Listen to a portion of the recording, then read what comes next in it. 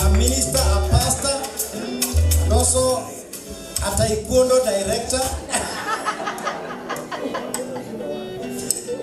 Huyu ni mtu ambaye ameiva hapo chonjo, si ndio? May the Lord bless you. Welcome so much. Apostle.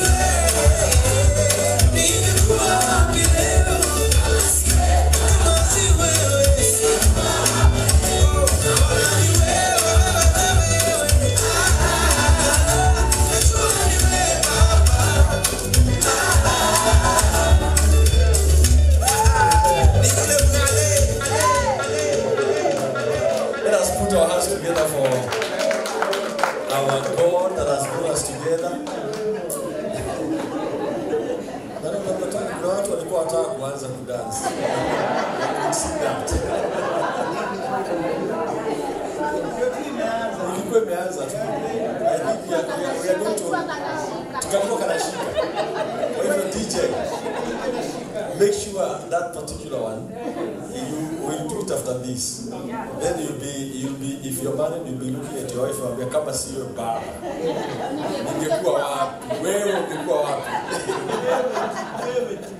And let me tell you, before I start, I say singlehood is also an amazing thing. Yes. Because sometimes, do you know, all of us here are single. Because I believe that word, because you are not true. You know, by the virtue that I'm standing here, I'm single. Yes. You get it? So there is no double. So I think we need to look for another one for not married. Should not be single. Because all of us are single. There's nobody who has got two heads. Because it also brings like a stigma. Single, it is true, eh? So we are going to, I think the best name is beloved. You're just beloved.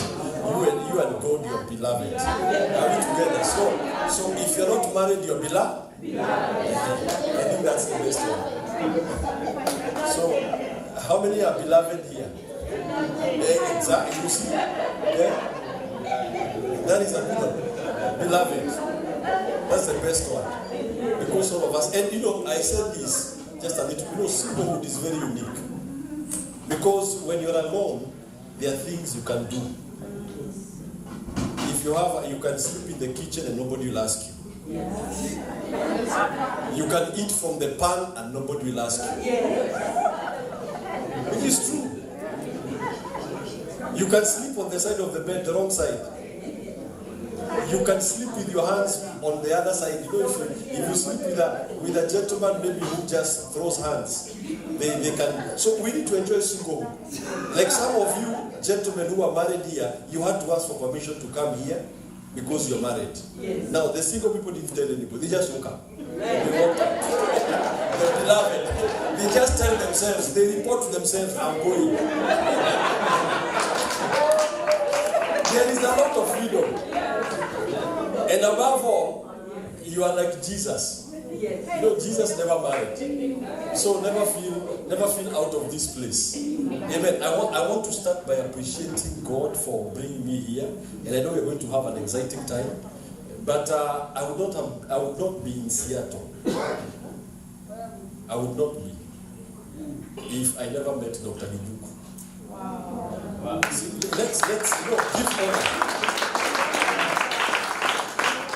honor. He doesn't know, but it was on my birthday. I had told God, give me a present. I think I give my kids presents. Why don't you give me a present too? And then he calls me from nowhere. He says, do you have a visa? I said, I have.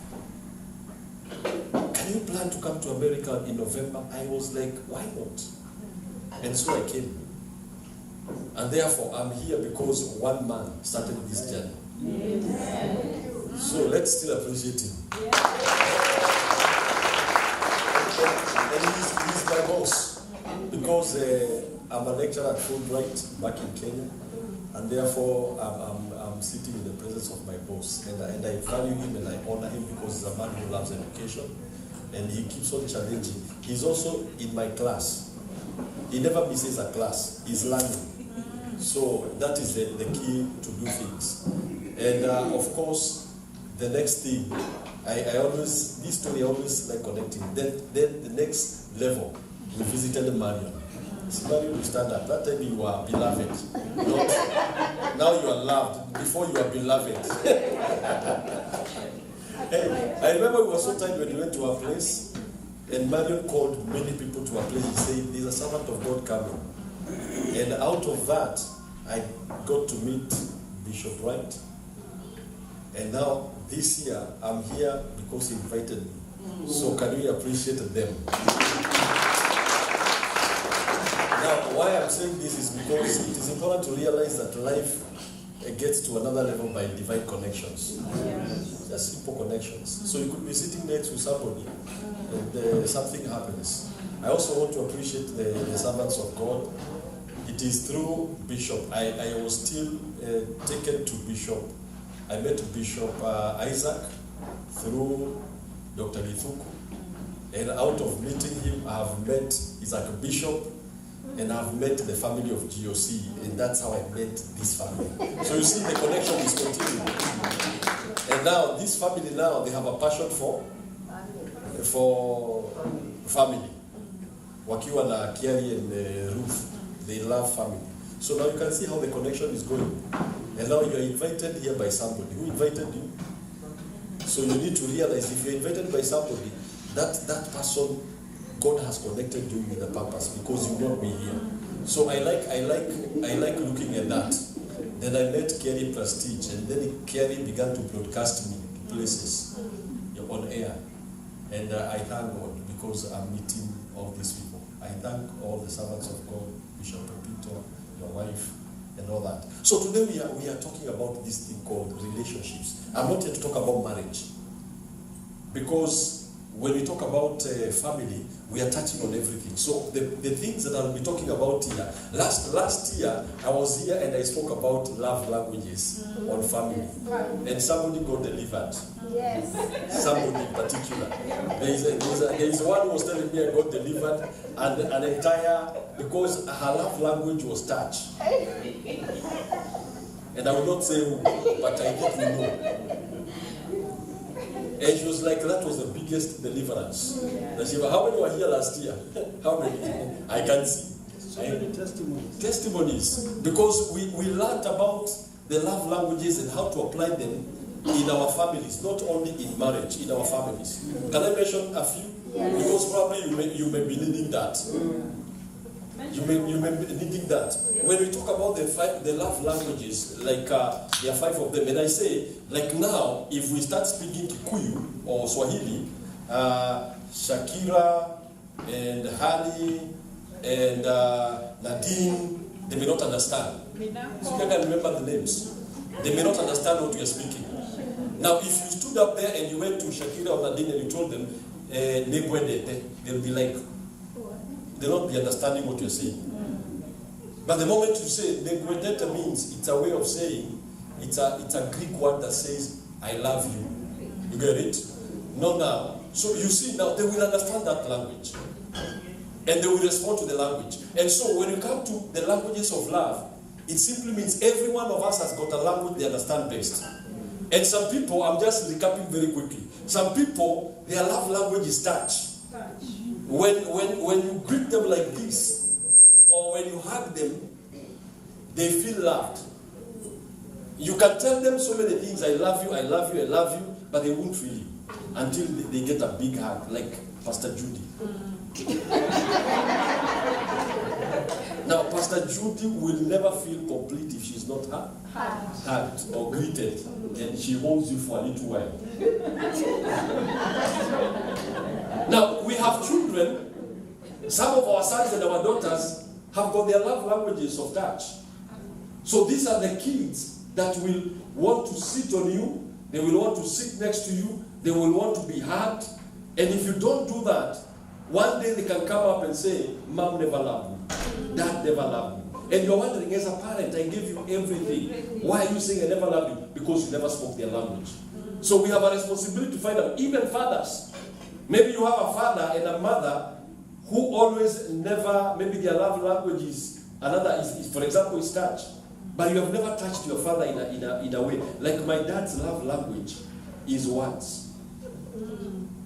Because that's the second, and they are not in any order. Words. There are people who love to hear words of affirmation. You are looking good. Like, now, please, just look at somebody and don't lie to them. Look for something that looks good on them. Like when I met Pastor Moy, I didn't recognize him because of the beards. But I told him the beards are looking very nice. And then the wife said he grew so that they can enjoy life together like that. But I said they are very nice. So probably his love language is being told nice words. Yes. Like your beards look nice. And maybe the wife has not said for the last, and as Yaganyaga too saying. So that person whose love language is words of affirmation, they will not feel loved until you say something nice. And somebody woke up here today and probably they have not been told you're looking nice, and they have made the effort.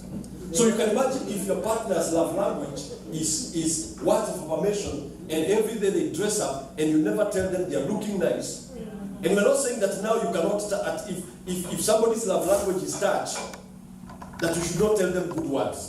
But we're saying we need to focus on what that love language is and speak it more often. Are we together? Then you find, now, children who are in this love language of words of affirmation, they will do something, they will keep on coming to you and telling you, Dad, Mom, have you seen what I've done? And you don't recognize, they feel rejected, and so they feel sad. I wish I knew some of these things when I was raising up my kids. Because I learned when they were in their teens, my daughter is a touch person. She would have hugged me. And of course, at 14, she begins to develop some things that you don't feel comfortable when you're hugging her. And she still wants to hug on me. And I'm there with my hands not holding on her. And I would see her walk away feeling sad until I understood these things. Today she's 22. She still hugs me a big one. Can you imagine in a church in Kenya at this age? A 22-year-old jumping on my back and saying, Dad, carry me. Let me tell you, it would have been a challenge, but I don't have a challenge. Some people will say, that the challenge to be jumping on the back. But that's the way she feels her love language. When I arrive back in Kenya, the hugs I will get, everybody has to wait. Suppose I'm giving it to her already. She's like, are we together? So we must understand. And some of the healings will just simply come by talking the language of that other person. Because each one of us have got either one or two that are very prominent. The third one, apart from words of affirmation, is what we call time. There are some people who just want to tell you, stay in the house. Can you imagine you're a husband, you need to earn money, but your wife is saying, stay at home. I just want to see you around. And you're like, I can't make sense. How can I be staying at home and when you go to the bedroom, she comes and, come sit in the sitting room because I want to see you. And you're like, we need to make money. But the love language of that lady is time. When you want to go somewhere alone, they want to follow you. And you're like, she's watching over you, or the man is watching over you. But he simply feels love when they spend time with you. And some of the children who have got that issue, they're the ones who cry most when you are leaving the house. And what we do as parents, we lie to them. We tell them, I'll come back and I'll bring you some sweets and chocolates and all that. But they're not interested in sweets and chocolates. They're interested in you, having time with you. When they come home, they want to watch a movie with you. And you can imagine how many times you fail. I'm just recapping quickly so that we can all work. We can work. Like I think you're going to find out whether Mercy's love language is touch. Because I can see the husband is touching her. He's getting touched. I'm saying sorry. I like it. But sometimes you find if his love language is touch, he's likely to touch more. Because he talks his language. But we're going to find out what Mercy's language is. Isn't it? Then we have, when we talk about time, so you can imagine if you have children, I'm looking at the young couples who are going to have kids very soon. And some of you can adapt. Now, so when you adapt, you need to understand that my son's love language is time. He would cry when I'm going to the garage. I would see, garage is a dirty place.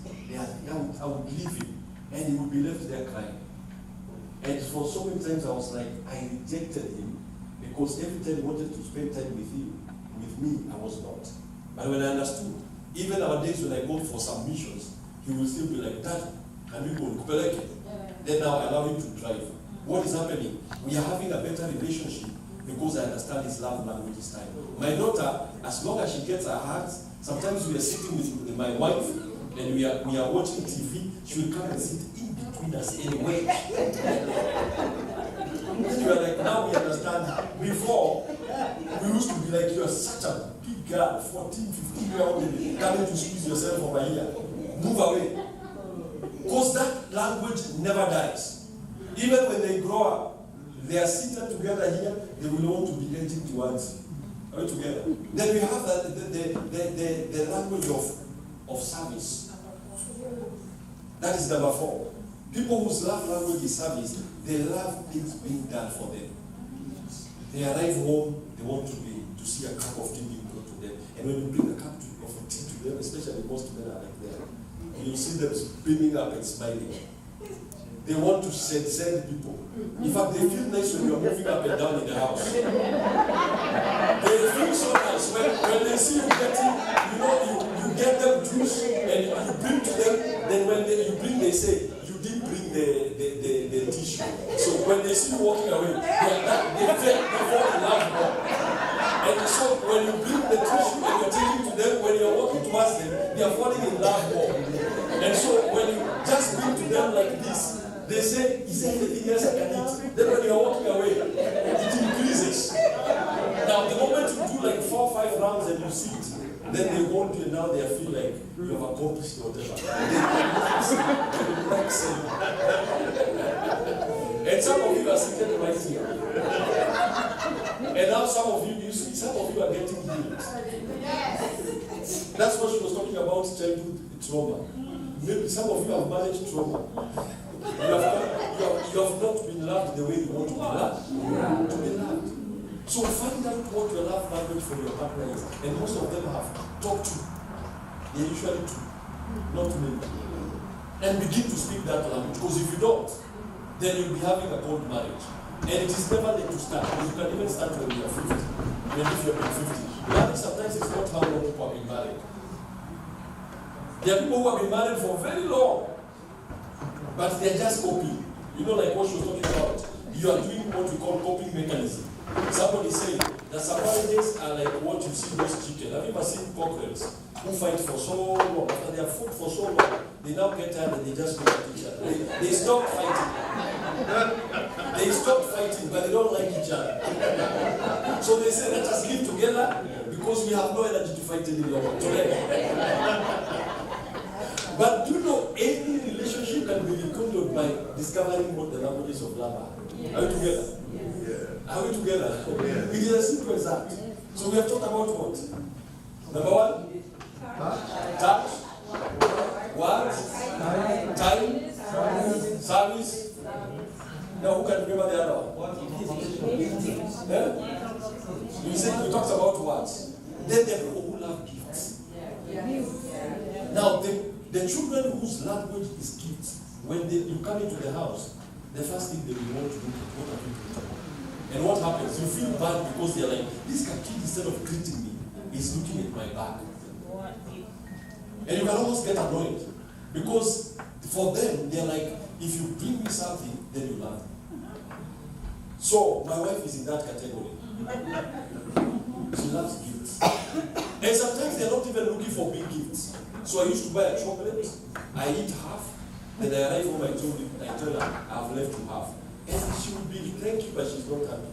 When I understood that her language is gifting, so what now I would buy is the whole chocolate, take it to her as a gift, then she would give me half. And I was like, how come this thing is working every time? So I tried again, I ate half, then I took to her mood changes. When I give her a full one, then she gives me half, and she would always ask, do you want half? Because even me, I love chocolates. Are we together? So the most exciting time in the house, that I know when I go back, my wife will be waiting for the gifts. And of course, I'm also the biggest gift. So she'll be waiting for the gift.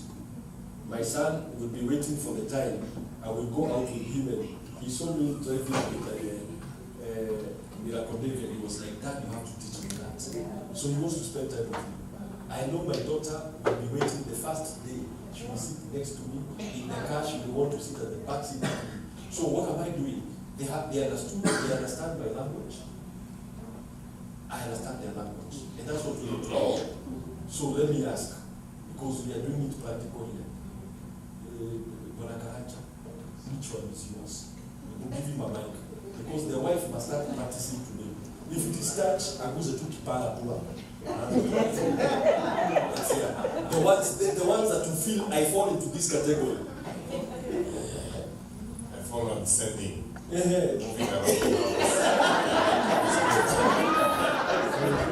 So you feel nice when you meet something. Get him some juice. Just get him some juice. Nice. Mama, get some juice. Get some juice. You see the way he's smiling. I have known this guy for when I've come here. That smile was the biggest for today. He's waiting for service. Now, do you know what happens as she serves him? Because she's understanding from the point of that, he gets happy, and she will also be loved more. Now let's hear what the wife's. The wife. What is the wife's one? So that we can start working. Mafako.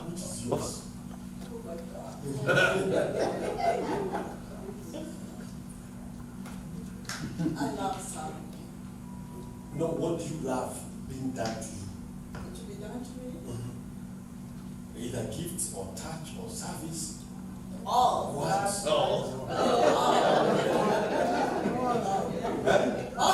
All of them. But which is the one that you feel deep? Touch. Gentlemen. Can you touch her? Yes, touch her. Can you touch her? I give it for her. Now you can imagine how. Now when he understands that he has his touch, and now she gets a cup of tea. From Sammy. They sit together touching each other. They have already spoken each other's language. That evening there will be no two of us. That's the simplicity. Sammy wanted to say Sammy. Sammy wanted to say. Sammy, he said, let's go to Sammy. We are few because this thing is practical.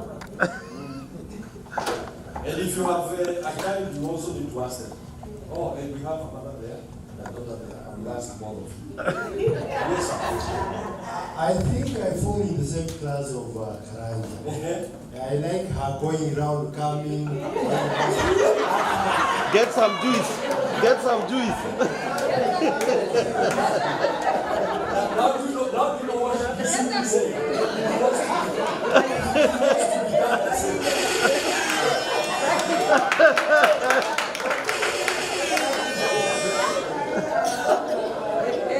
Now you can imagine how you can see the way the smiles have become. His mouth is not shutting. He's just he's waiting. Now we're going to get to know what the wife has. So because marriage is not about working, it's practical.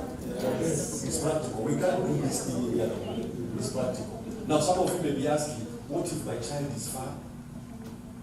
You know, that's why many people, like the people who are in the touch industry, language, you remember the Pastor Bruce movie? They used to feel very nice when you were touching the radio. Because they were feeling like they're touching him. And that's why some of those who are on touch when you're talking on them on phone, they'll be like, they're touching the screen. You're looking, bring your face near, you're looking fat, because they want to touch you on the screen. I love it. Now, what is yours? Yeah, I like when he buys nice clothes for me, and he chooses for me what to wear. Like when I was coming, he chose for me whatever I'm putting on, and I feel good. Wow. So for us, it is gifts. You understand gifts? Now, when you buy her wonderful things, when you buy her gift, she feels loved. So now you're going to make a lot of money. Brother, make a lot of money. Double shift. You must get double shift. 70% of her clothes I buy without a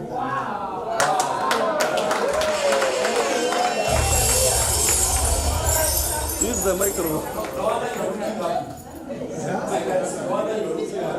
Let him use the microphone. Now, when you get to the level of understanding, now when you understand that actually what you're doing is the right thing, because now that was the language, it becomes the language.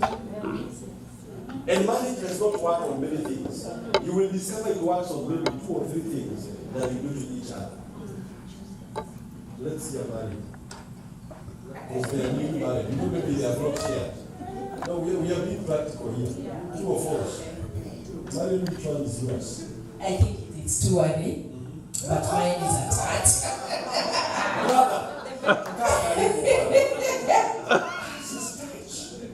Mine is seriously attached.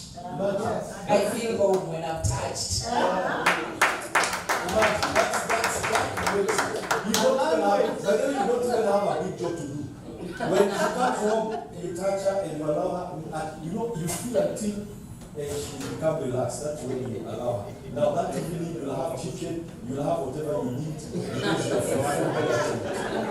Now what is yours, brother?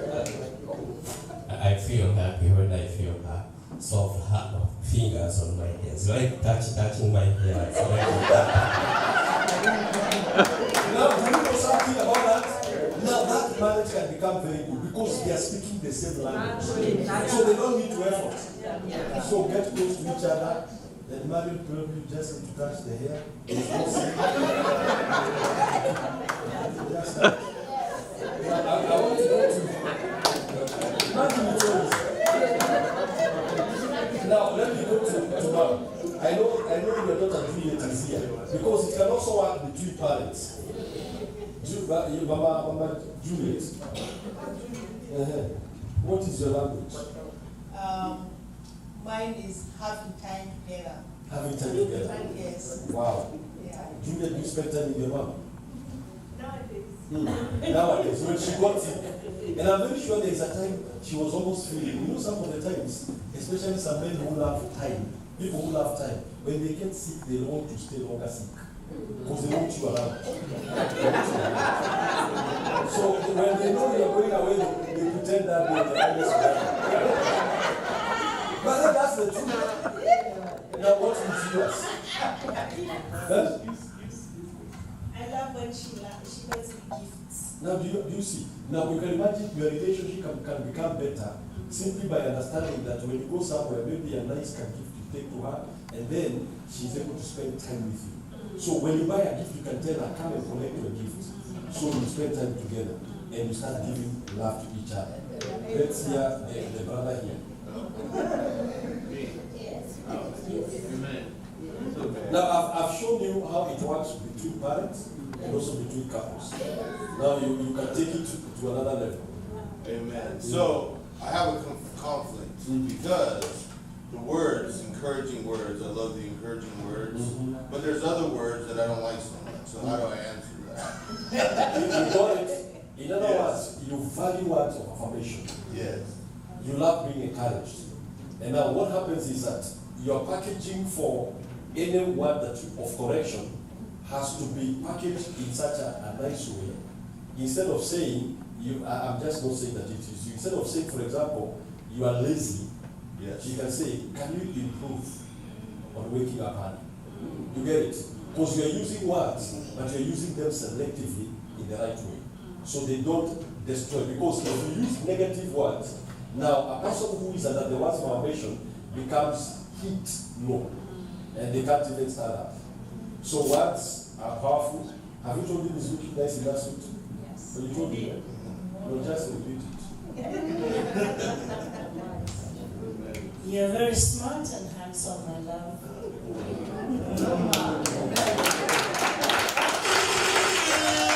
If it takes a long journey to go home, today he's taking a shortcut. What's yours? I love touch No wonder, don't you see, he understands. and the words of affirmation too. So that you can tell us something. What? She's the most beautiful gift from above that I've ever had.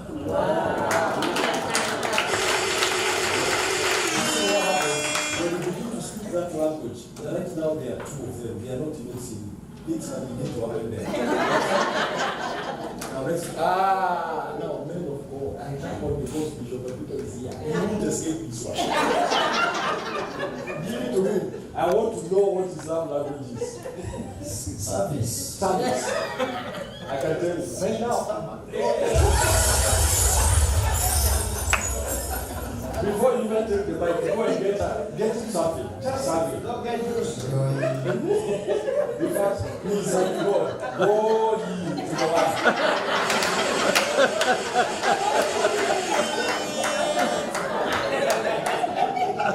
Now, you see how marriages can behave in an easy way because you simply understand.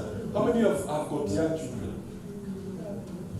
Or children who have said that they need, all of us can begin to work on improving our relationships. Now look at him the way he's not even seeing me. That is the way life is. Now you are taking it to another level.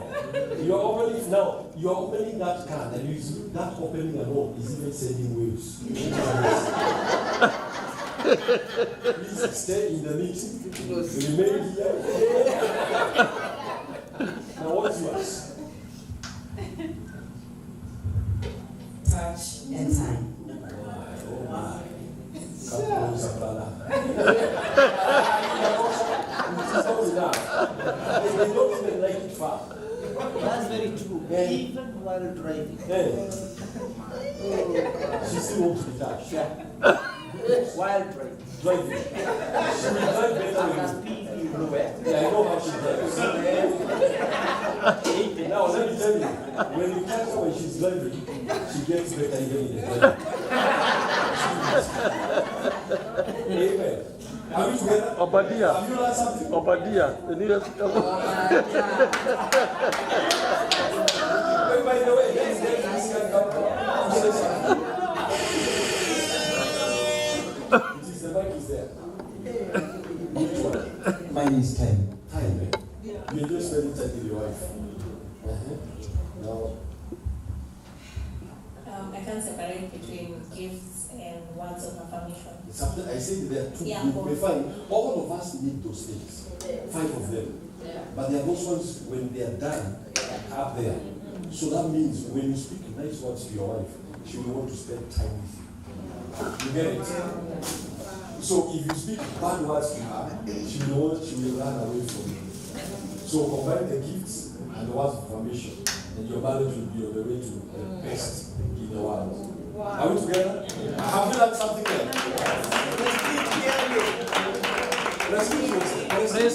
Time is over. Time is over. The way prestige your own doors, stop running away with the car. They will hear you. Words of affirmation. What? Did you hear that? This man loves to be told, you are like now when he's moving with the camera, he just tells you, you look so nice with that camera. You look so nice. Don't say something about you. Something nice. I love you.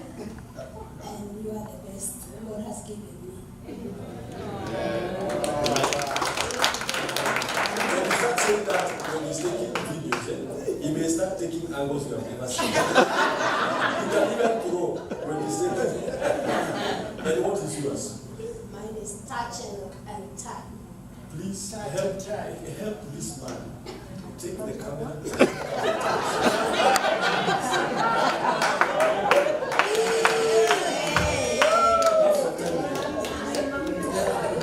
Switch off the lights.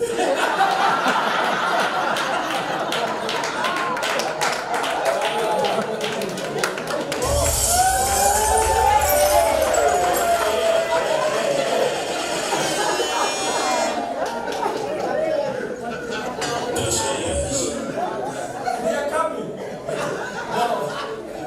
Now because of time, because I want to cover something else, I will ask, when you come towards the end, I'll bring the mic to you, and you will say, let me tell you this, you can even motivate, apart from the one called time. People are saying that you didn't touch that table.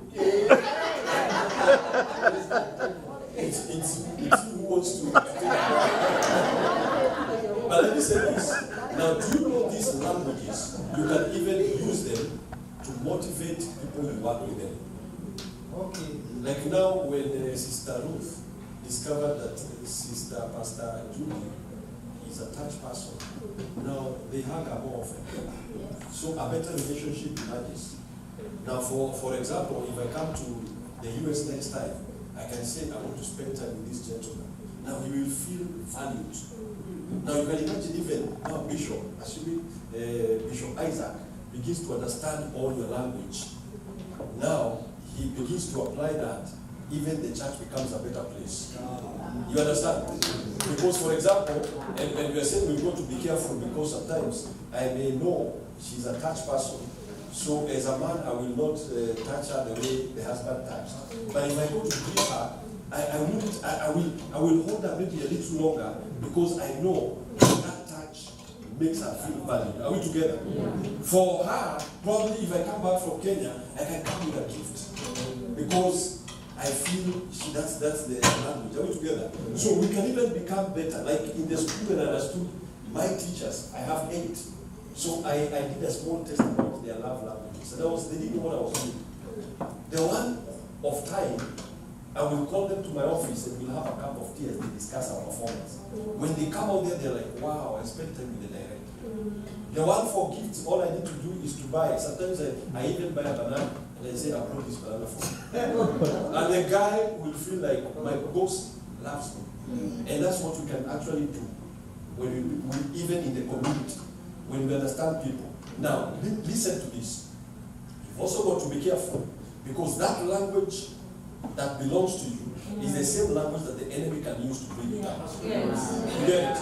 Because if somebody knows you are, for example, you are a person of gifts, they will want to start dishing you gifts. They give you gifts. So you have to guard yourself because the enemy will enter. The enemy has studied these languages for the longest time. So he will come and he knows this person loves touch. And now probably your husband or your wife is not touching you enough. So when they're talking to you, they're like, hey, Bishop, you're so nice. And the next thing you're like, my wife doesn't touch me that. And that's why you're looking at some of the people when they go to the salons and the haircut places, the touch people can be taken advantage of. So you have got to know that that is your strength, but also that is your weakness. So guard it so that nobody gets it. So we'll be coming to you soon. Like I said, like I have like the next one to go. No will come because I want to hear when I talk there what his is and what the wife is. So when they leave here, please go and practice. Go and practice. Now I also want to say very quickly something that is very powerful, especially when it comes to communication. You see, today there has been a very simple way of communicating what works for you. Somebody simply says touch. Now, everybody, those even who have not spoken, they already know. So if Pastor Wally and they sit with their wife now, they will go and say, when you're having a break, you now make sure, be sure each one of you communicate to your spouse or to your friends what your love language is. Because they will begin to treat you in that way. Are we together? When you want to correct, for example, children, you can also correct them through the same love languages. Because what happens? The ones for gifts, you can decide to withhold a gift. And you say, because you misbehaved, I will not bring you this gift. The one for time, you can say, I don't feel like spending time with you because you did this wrong.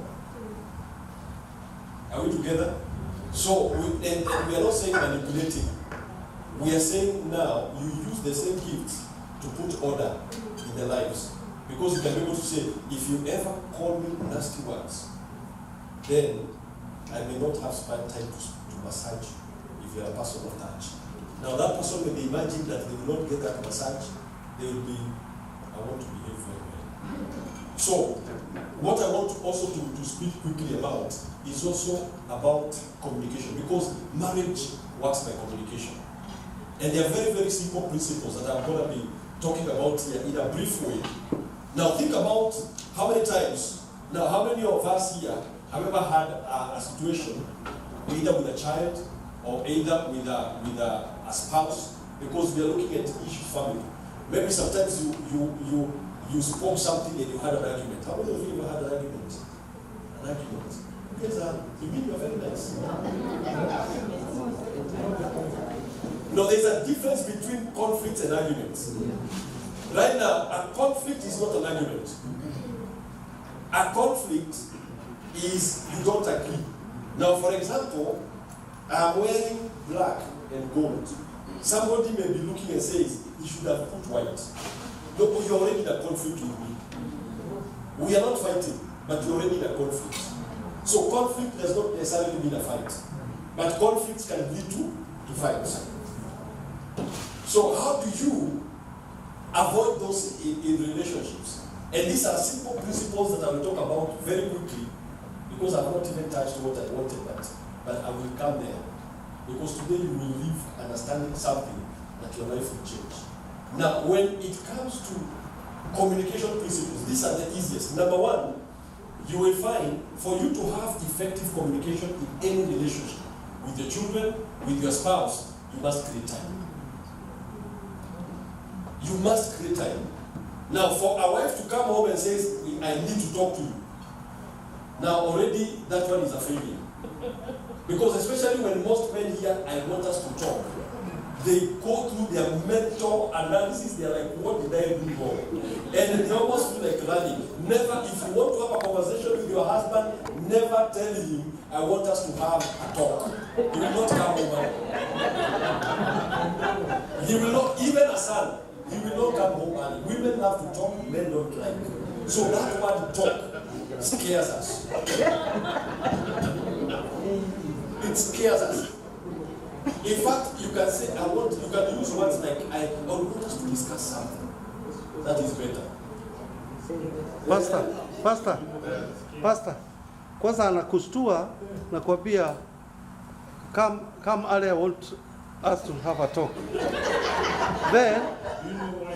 Then maybe you are eating. Then you tell her, so we talk here. Then anakuuliza, kwani unajishuku? Kwani umekosea? Can you finish? Nataka tuongelee kwa bedroom. Sasa mpaka chakula inakosa taste. Unaanza kujichunguza pale popote ulipitia the whole day. You begin to analyze the entire week where you passed. Like, the Google map where you went the whole day. And sometimes there's nothing wrong. You did. But you're like, you need to defend. For us, then we work with defense. So we have to, and when you tell us we want to talk, the defense mechanism goes up. And now, Brother Ken, he said, do you know why? I'm saying, you know, because if someone is telling you, I want us to talk, she has already made some arrangement. Maybe even talk is not what you did in the morning. Maybe 3 months has been prior to get out together. But now he's getting you land. I want to come home, I want us to talk. She has everything you want. She has not even, Actually, you guys talk about what? You come home and you tell me. That is the truth for all the ladies that are here. And at that time, she has the screenshots, messages, she has evidences. Now, ladies who are here, are you understanding why that man doesn't want to talk? It's because that doesn't work. You'd rather say, can we discuss something? Or I wanted, another thing is, another one that you can use, I wanted to share something with you. It's very good. Share. And so they will be like, sharing, that means it's like I'm going to be giving something. You know, sharing is being given. So it will be easy. Are we together? Now, so that's why I say, for any communication to be effective, you have to create time. Not when a woman is going to her salon, that's when you're telling, come we talk. Not when somebody is going to sleep, you want to talk. There is a gentleman who used to say, he would find the wife awake at 3 a.m. looking at him like this.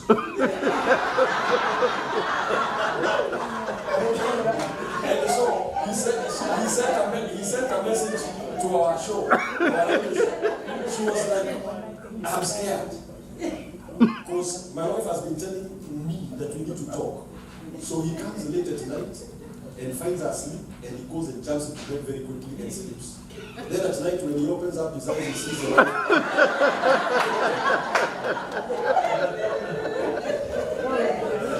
So that can be very scary. Night runner. So we need to think about when the art of communication requires time.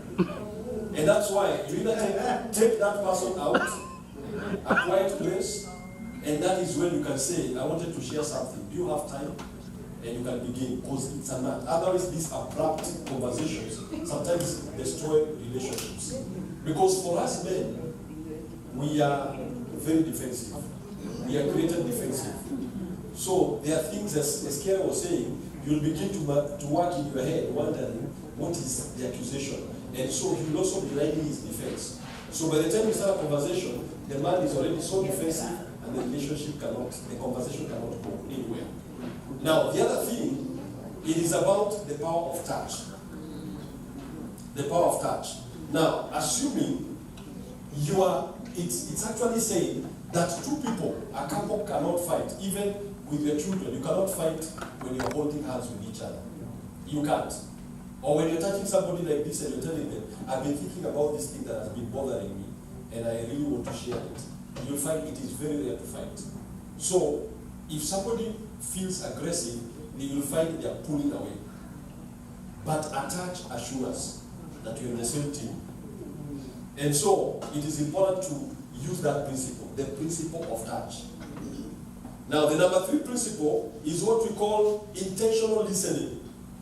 Now, do you know, some of you have, maybe the wife or the husband has been saying, this is what I want. But because most of us, especially in relationships, we like defending ourselves, so we listen defensively. But listen intentionally. Intentionally. Because if you don't become intentional in listening, your relationship will not work well. And what is intentional listening? It is listening to understand where they're coming from. Now, let me ask you a question. If all of you are doctors, and somebody comes bleeding, and they say, I am in pain, what will you do? Somebody runs into your office, they say they are in pain, they are bleeding, they are being shot, what will you do? Do what? Stop the bleeding? Somebody else? You have to take painkiller. That's nice. Another one? Take the history first to know the kind of injury. Take the history to get to know what kind of injury is there. So very powerful. Very powerful. And probably even eventually bandage the place. True or false? Now, apply that to your own relationship. Now, the first thing your wife comes and says, I'm hurting. Now, what most people will do, they will say, what hurt you? Then probably they say, I am hurt by the words that you say to me. The next thing is defense. Now, instead of first understanding, trying to stop the pain, Offer the painkiller. What is the painkiller? Listening. Because this person is hurting, assuming the person that came running to the hospital was shot by cops because he was stealing. Now, do you think the doctor will say, your pain should not be so much because you are stealing? So the medicine that I will give you a painkiller that is less because you are stealing. No, they will do the same. So the first thing in any relationship conversation is listening to the person who is hurting. All the way to the end, without judging. Because they could be hurting. They are hurting because you said something. Maybe you said something that was all right, but they misunderstood it. So understanding why they are hurting is very good. That is the first point of healing. Are we together? Yeah. Then number two, everybody that comes with a problem, usually they are carrying their own solution.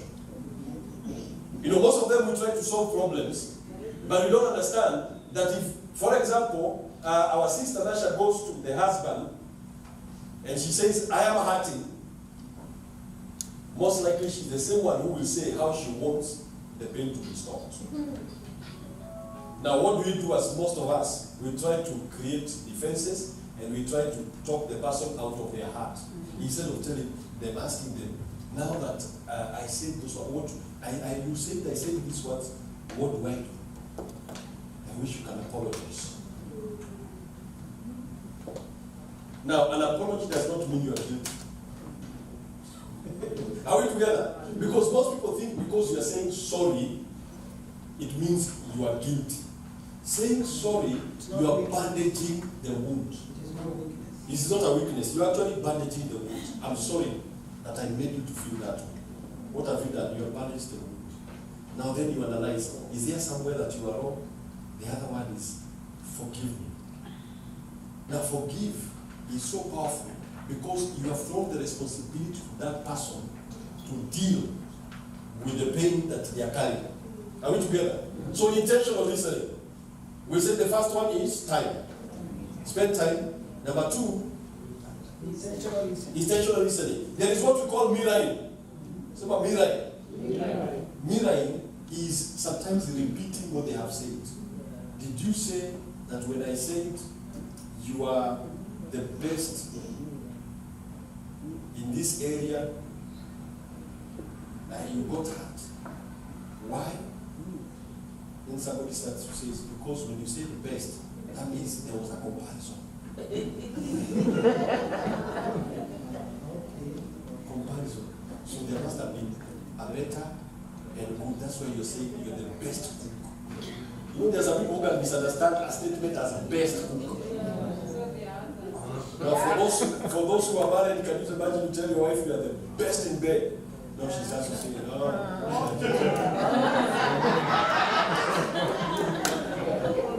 And if you didn't mean that, are we understanding? That was not the meaning. It was simply, it's a statement of an English word. So somebody interprets it as, you are comparing, comparison. So that's why we're saying it is very, very important to find out exactly, Mira, what did you say? You say you got angry because I said you are the best? And she says, yes, that's what I said. Okay, continue. Now what have you done? You have understood exactly where they're coming from. And it helps you to prepare if you need a defense or whatever. Are we together? Now how many of you, the last time you wanted to speak to your spouse, did you pray? Come back. But today, no, I want to tell my husband, my wife, or my children that we are buying a certain car. And you know they might resist. How many of us pray? Or we just say, I want us to talk. Let me tell you, my brothers and my sisters, there is nothing as powerful as committing any discussion that you want to have with your spouse or with your children or with their partners to God in prayer. Tell them to prepare them in their minds to understand the way you're bringing it, and also you to understand their side. Because most battles begin because there is a misunderstanding. So commit to prayer. Doesn't mean that you take 3 days fasting. It can simply mean you go to God and you say, Father, I'm about to speak to my wife, I'm about to speak to my husband, I'm about to speak to my kids about this issue. I pray that there be peace in this. And you discover most of the time it actually works. Those are the principles of communication. Any question? Yes. Have it. I find Kelly speaking with your wife. There's something at that corner. So you want me to pray for it before I approach?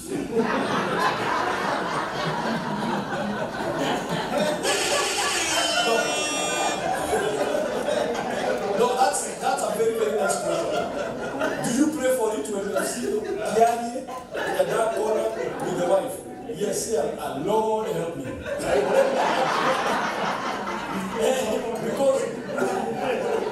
Because you might go there.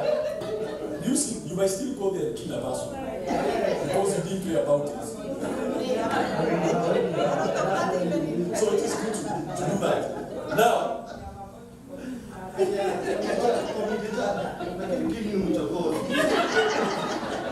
you need to have a conversation. You need to sit down and figure out where it is coming from. Now, because I know food is there.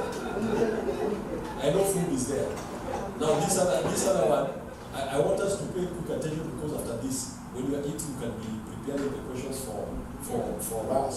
And I know we can answer. Yes? Do you want to make the question? I needed to ask a question. Let me move on to service because I realized several men, their language is service. Their language is service. Do you think that it has come from where we are coming? Because we all agree according to mental health and where we came from. We observed some things happening in our families. And do you think that is being said here because of where we have the different culture, where now that service is no longer there? We are the one offering that service. Maybe that is where the service is coming. No. I like the question because they're saying a lot of men they prefer the language of service. But let me tell you this. There's the aspect, you see, we all grow in families. But for example, I saw my father being served throughout. Yes. But I was somehow, I appreciated my wife serving me. But there was something deeper that was speaking to me. Because I would see her ironing, I would see her brushing my shoes, but I was like, it is not clicking. My father was done for that all the days. Did I desire it? I desired it, but somehow it was not hitting a place. Until I discovered my main language is not service. Like we have heard him say words. So you may find somebody may yearn for service because of tradition, but deep inside there is something else they're yearning for. And that's why we need, like what she was talking about, you need to come and ask yourself, what am I carrying? Am I being served? Am I enjoying being served because that's what makes me happy? Or am I being served because I feel a man because that's a tradition I'm coming from? Because there are some people who are just torturing women simply because they want to maintain the manhood of where they came from. My father was served, so I will need to be served. But deep inside, they would prefer to be touched. I'm an African man. And there are also African women who they are like, they want to do, they don't like being touched. Because they grew up in a place where fathers and mothers were not touching each other. So you touch her in the public place.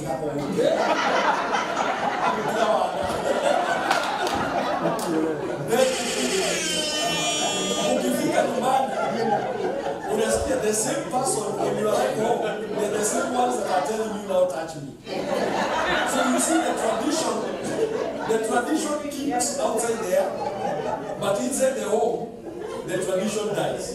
So that's why I think she said it in a very nice way. Ask yourselves, what are you carrying? Because there's somebody here probably today they will look. I feel my wife. Because she was serving me like crazy. One day I called her, I told her, let me tell you, she used to iron my trousers and they would come out 3 lines until the original line disappeared. So I discovered that is not, I love ironing my shirts. I love brushing my shoes. So I told her, listen, from today, I want you to understand my love language is not It's not service. I can go to the kitchen and cook. I can do all that. For me, I was also thinking, maybe for her, it is women love spending time, but for her it was more of gifts. So understanding, we broke those things because deep inside you have the true you. The true you. So don't kill your wife or your husband in the name of following patterns that are cultural. You connect with the true you. Because eventually, I was feeling like crying when I would see her ironing. I would feel like standing up and telling her, please, my trousers are here. As a cat with pleats. And you can imagine, pleats. So, our marriage became better because she was like, I hate ironing, and now I'm so happy that you have told me that's not what you love. So, we became free. Oh, yeah. You have that? I think I have some observation as a result of listening to the lecture that you have given and the comments that came from the floor.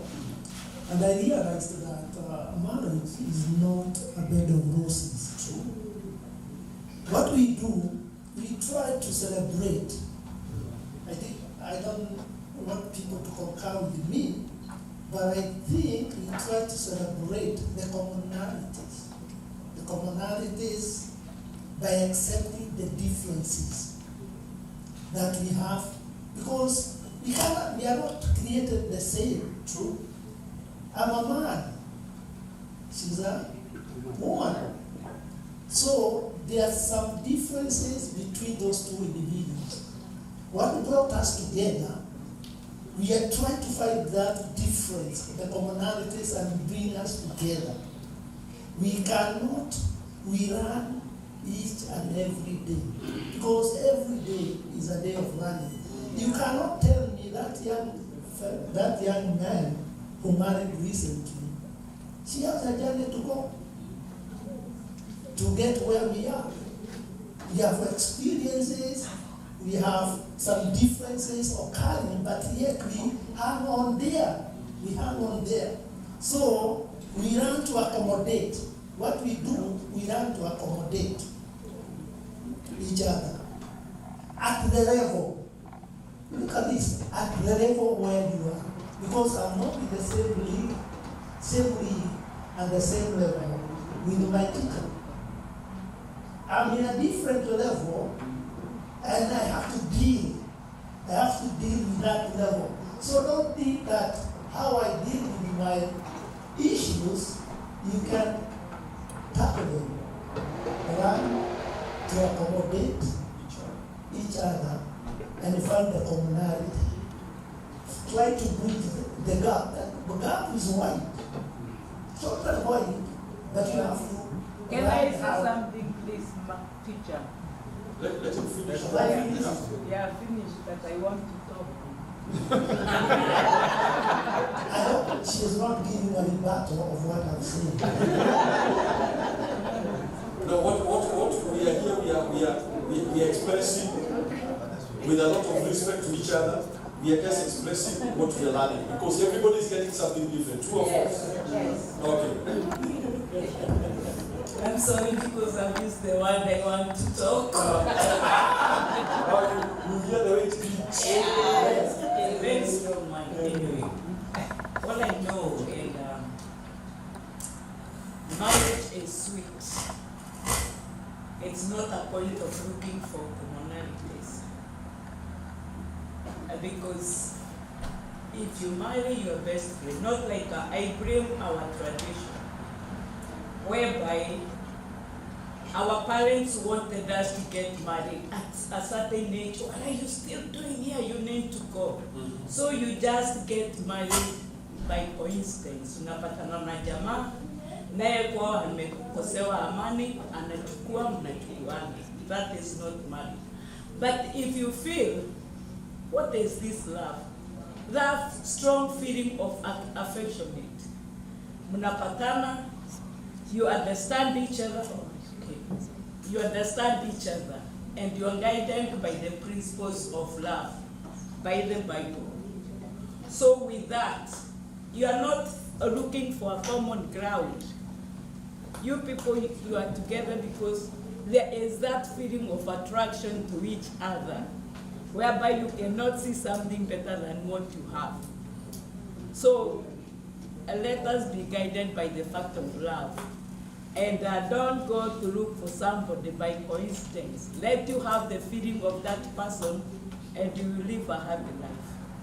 Thank you so much. Yeah. What I think, I agree with you. What I think Dr. here was saying, common ground means there must be, you must like, there must be some things that you have in common. You need to study that person. What that you can think has you need to learn what study. you like. So you are taught to bring to come together in order so that you can live better. Because if you don't look at what she likes, then you have lost the ground. I was meaning commonality means I am not it. No, I get it. Commonality simply means you have to, it's like, I like you because, or I love you because there's something that maybe I like your face. That is already, and the person likes your face too. That is already common. So it is not trying to compromise, like what she has said. Many people were joined in marriage because of pressure. You are told your age, go get married. But there is nothing common between two of you. You don't love the person, and there are so many people in that kind of marriages. Whereby they are saying, if I had another option, I would have gone for something different. And that is a dangerous thing. Are we together? Reverend Maggie, do you want us to have a small break, the eat, or we I was checking if the food is ready. Yeah, so I think yeah, the food is ready. But I wanted you to finish. 20 minutes, are they okay? Yes. 20 minutes. Yeah, because when we start eating, we are out of. Then you can direct the questions. Yeah. Now let me say this. Let me say this. Listen to this and listen very carefully, especially men who are here. Because, and the reason why I decided to handle this short topic, especially for men who are here, is because God has placed men as foundations. Foundations. And the ladies who are here understand it as well, because as I say, this is a family talk. You have your sons. You can be able to direct them in the right way because of what I'm going to teach here. Very briefly. Now listen. Men are driven mainly by three things. Men. And that means that son of yours, that father of yours, that grandfather, that man that you work together, the bishop is your friend. Men are mainly driven by three things. And I'm not talking about spiritual. But I will connect it to the spiritual. But I want us to focus on the biological aspect of it. And I will bring it in a way that you will be able to see. Because some of the things that are killing us and destroying us in our families, our sons, our fathers, our grandfathers, and affecting even the ladies, it is because many of us don't understand ourselves as men. And the reason why I'm talking about this is because when I took the journey to do my degree, my master's and my PhD, I actually did a research on men. And my thesis was, in a very simple way, I was trying to find out why would men who are in the body of Christ, they know the scriptures, and yet they fall into immorality. Why would that happen?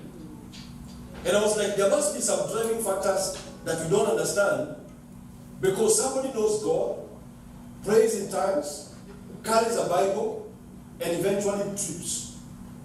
And I was like, what is the question here? And I began to do a research.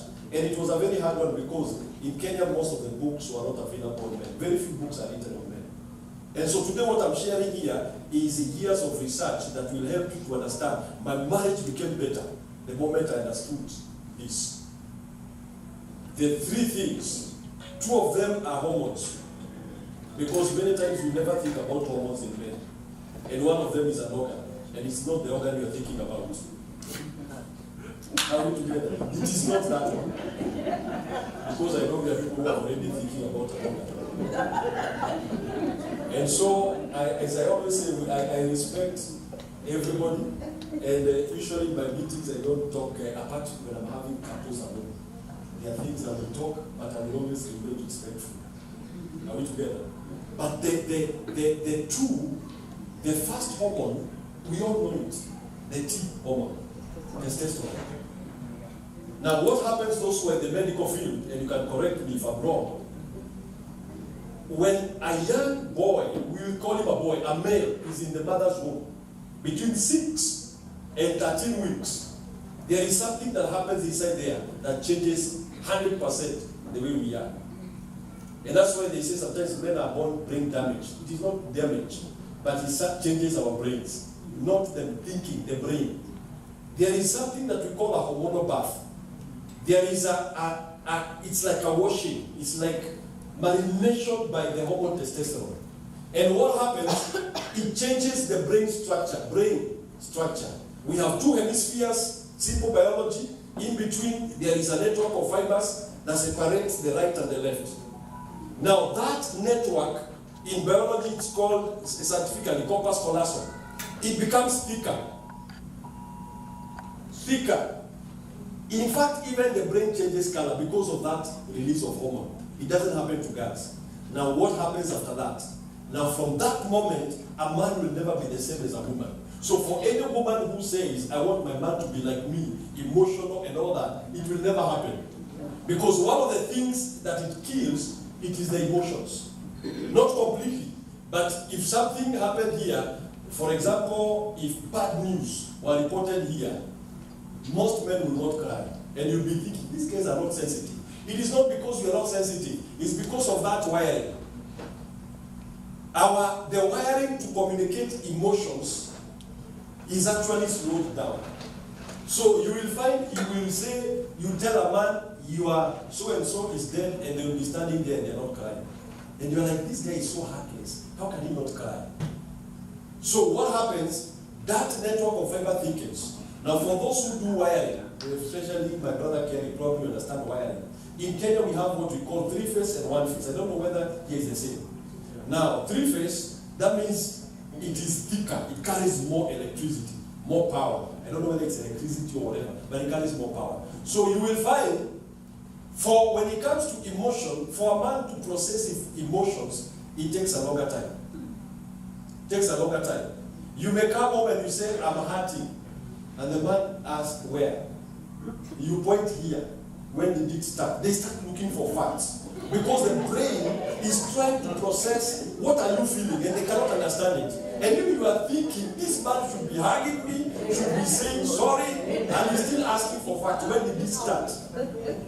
Is it going all the way to the toes and coming back? And you're like, what's wrong with this man? There's nothing wrong. It's because the way we process emotions and feelings is slightly slower than women. Now, how many of you have ever gone home as a lady and you tell your husband, I've gotten a promotion? And the man says, that's very nice. And he smiles and says, that's very nice. And that ends there. As a woman, you're like, this guy is not even happy with my promotion. But the thing is, the guy has not yet processed inside the feeling of getting more money in the family. So maybe 2-3 days later, he comes back. I'm so happy you're promoted. Can we go and celebrate? And you're like,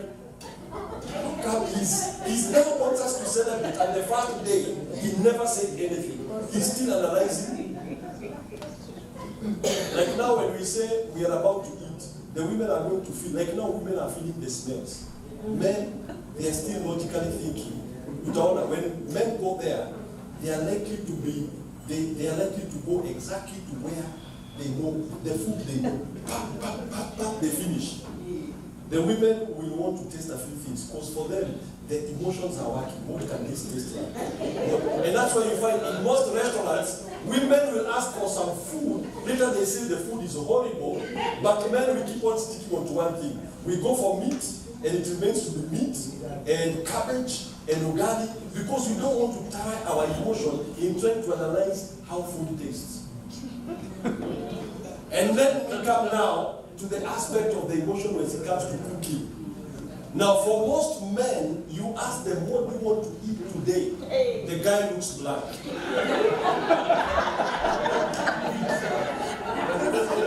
and you're saying, this man is, how can you not know what to eat? Now, it becomes more complicated when you give him options. You tell him, do you want to eat meat? Or any chicken? Or goat, or lamb, and now the whole thing goes. Because the emotions of trying to analyze how will meat taste, how will goat taste, how will lamb taste, how will vegetables taste. The more you throw them, you give him a complicated, and he says, you cook anything.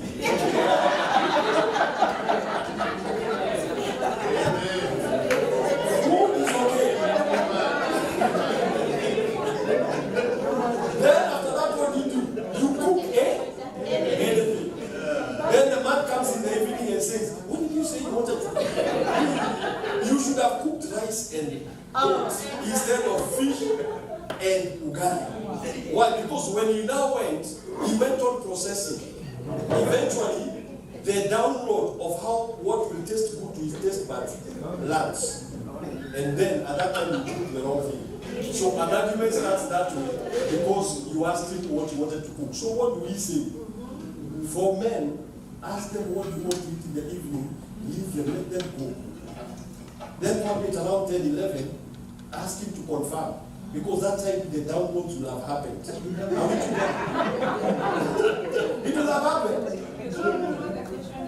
To throw it in the morning. Follow up. Because most of the times women have been hurt. Because you cooked what you didn't like, and he comes home and is like, I wish you cooked chapatis. And you're like, I asked you. How do you deal with, you come home and you're feeling tired, but then you decide, oh, let me make a very good meal for my husband. And then you put your very best, expertise in practice. Like that day, you even make something that's rare. And then the guy comes, and he's like, oh, I passed by Julius' place and we ate a chocolate. Jerry, you ate the fix again. He got me, and I passed by and we had this meat and we ate. And that day, you had really prepared the best that you know. How do you think? The question is, have you told me? Now, that is...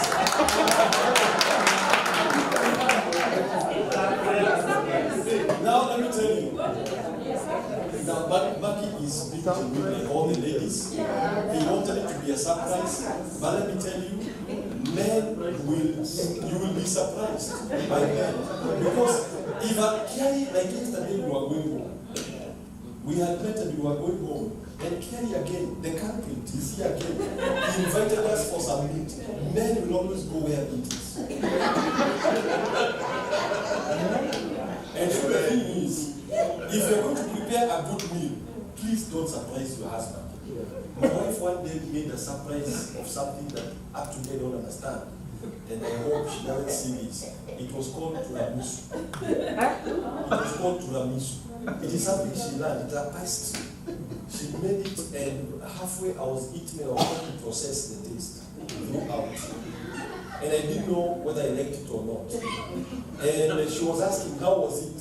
And most of the times, for ladies, please don't ask a man when you have given him strange food, how is it? Because it is very hard to process the taste.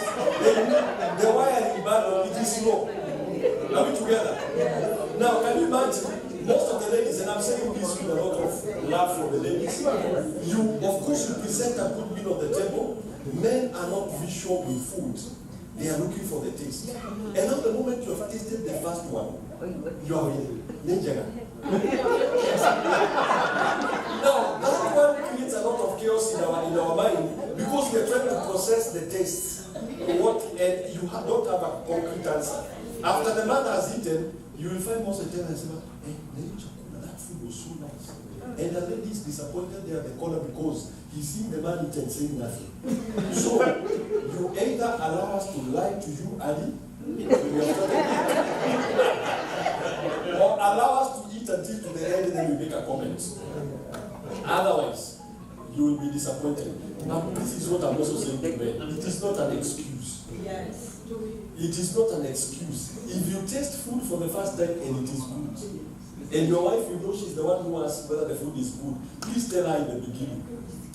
So, because what I'm teaching here does not mean that you are exonerating the men. I'm just giving you the dynamics. What Bishop Bright said here. Dynamics. Are we together? They will help you. I will allow you to keep the question. Madam, just keep the question because I'll come back to you.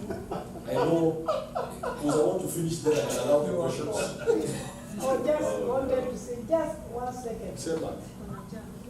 I want to comment about what Reverend Mary said. You put a nice name and he said, I want to give men advice. Don't say that. Just say a little bit so that you'll be happy. Next time you cook a nice meal. Yes. Yes. So, in other words, what you're saying, if Kimani invites you for meat, leave space for your wife's food. And Kimani, please. Don't try this at home. You eat, but you leave a place for marriage at home. Thank you. I think it's getting. And I think it is also maybe courtesy, like to say, oh, okay, I'm here and I've been given something to eat. So I was coming home. Is that okay? No, what the ladies are saying. Now, gentlemen who are here, what the ladies are saying. We have fridge. What? No. Fridge cannot work. What the ladies are saying here, if you pass through carriers of life, because we are going to use them carriers of life, and you know that your wife was cooking, please let her know that you have passed somewhere and you may not eat at home.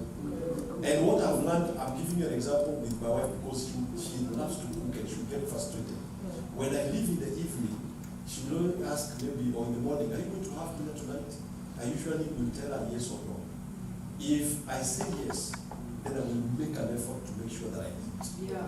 I will leave a space. Because I know women cook with their hearts. For us men, we cook with our hands. I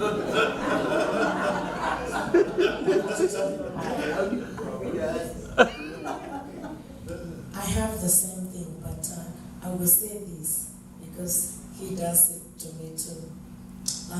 When you go to Carrie's and he have carry some for me so that we can come share together.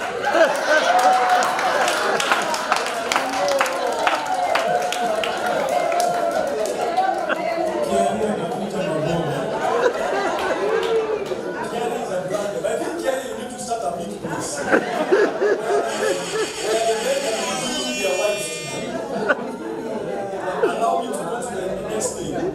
What this woman does, does something very weird. I'll come to you, sir. The hormone testosterone does something very weird, especially when it comes to colors. Now, men like broad colors. Now, if you ask, like for example, I can see some of the women are wearing, like now she's wearing a purple.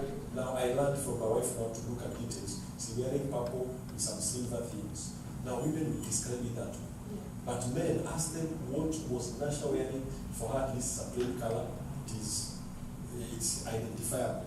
But now if you're a woman and wearing a dress that has got many different colors, please don't ask whether your husband, whether you are looking nice. Because they may tell you are looking nice by the perspective of one color they like. For example, you're wearing red, blue, and yellow in a dress. So they may like the yellow, but they don't like the blue. Then one time you wear the same dress, and now they just see the blue. So they tell you, I don't like this dress. And last time they have told you, I like it. Because as we see in blockers, ask this guy here right now, what are the women? If I was to make a guy stand over here, and you ask, what are the whatever, they will hear, like they will say, Dr. Gituku, purple. they will say Reverend Patrick Blue. They will keep on generalize. And that's why sometimes you find a lady can wear, for example, a red dress, or a blue one, or a yellow one color, and then you find more people, especially more men, are saying you're so smart. Why? Because men usually colors keep really confusion. Now, if you find a man who is able to identify those colors, you have found a gem. Like I think Karaja, you're wearing a colored shirt, and Karajas are wearing colored shirts. These guys are trying.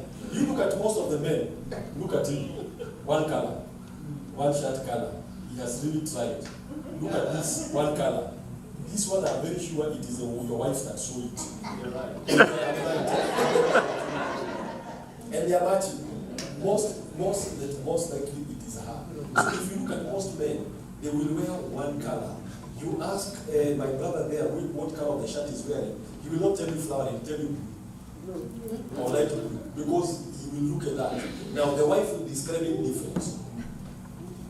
So because that's a battle that comes a lot.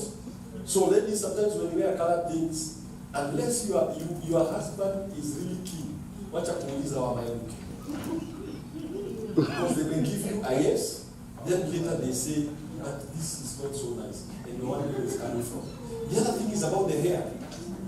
Now, do you know most men will compliment you when you're wearing a hair that is throwback. Anything that is good. Now, you come with your hair falling here, they are like, they get confused. They're like, which one do I like now? The one going behind? Now, what do I? Now, do you like a hairstyle? This one. But most men will go for that. Wow. And that's why I'm not saying that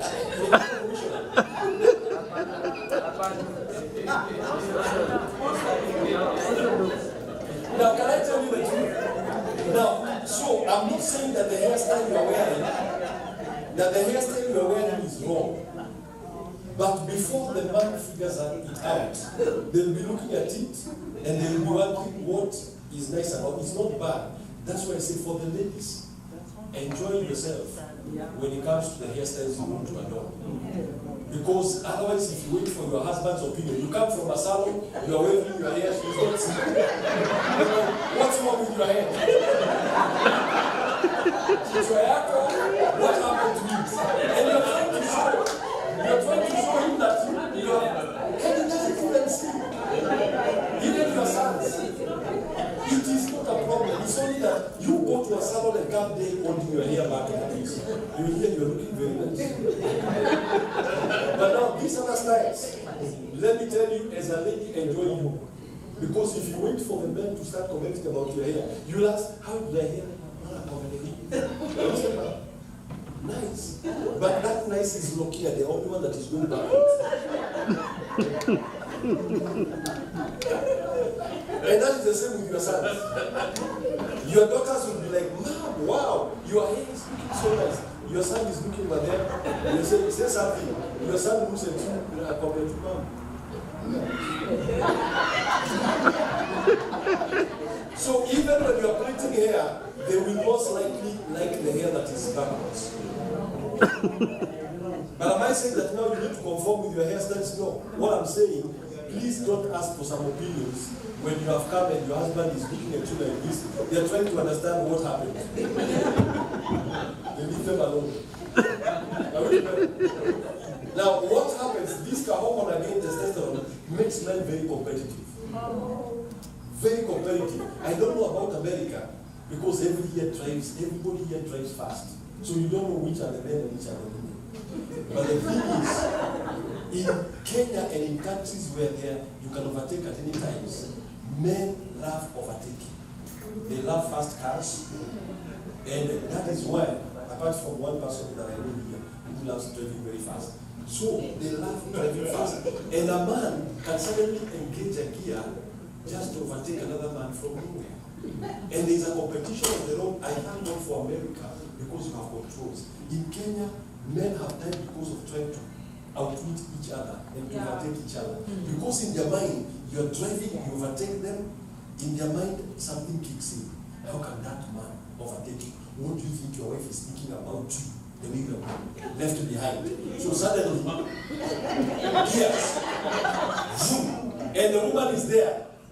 Mr. So-and-so, why are you driving like crazy? And now you become an enemy. Because it's like you are spoiling my competition.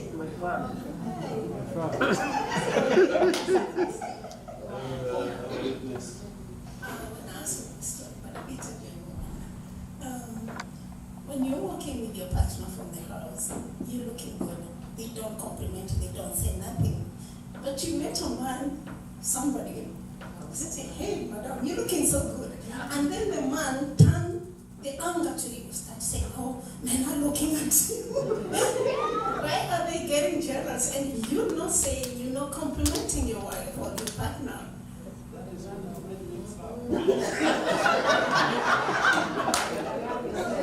Now, Julius is saying that is when their mind wakes up.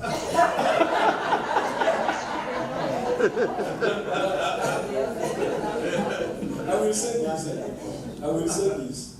We have what we call, I think he said it all, traditional mindset. You grow up, you carry baggage where you hear your mother never be complimented. I will give you an example. I married a beautiful wife, she's still beautiful. And I will have a problem telling her I love her. I will feel it inside. But coming out, I even prayed about it. So I would use an SMS to say I love you. But when she comes home, blank. And I was wondering, why is it that I find it hard to say I love you? And I struggled with it. The women in me was so much. And eventually, I started planning because we also need mentors. He said mentors. Now, I started watching my bishop. I think most of you maybe probably know Bishop Alan Kuda, the late Bishop Alan Kuda. That guy would talk about loving his wife and I would get angry in church. I mean, why can't I do like that? And I would be like, this must be fake. Until when our marriage was almost breaking, I went to him and I was angry on the inside. I said, my marriage is not working. And I don't know whether this thing you tell your wife you love her, you never is true. But if it is true, help mine to do it. And the girl looked at me and he said, where's your wife? He said she's at home, come with her. So we went for that meeting. One of the things they taught us was about the love languages. And for the first time, I was able to express to my wife, I love her. So something was holding back. So there are some people, because of the trauma they have gone through, they feel like complimenting you. They are lowering their dignity. That is the truth. And some of them feel, they see, I have met men who come for casting, they say, I have a beautiful wife.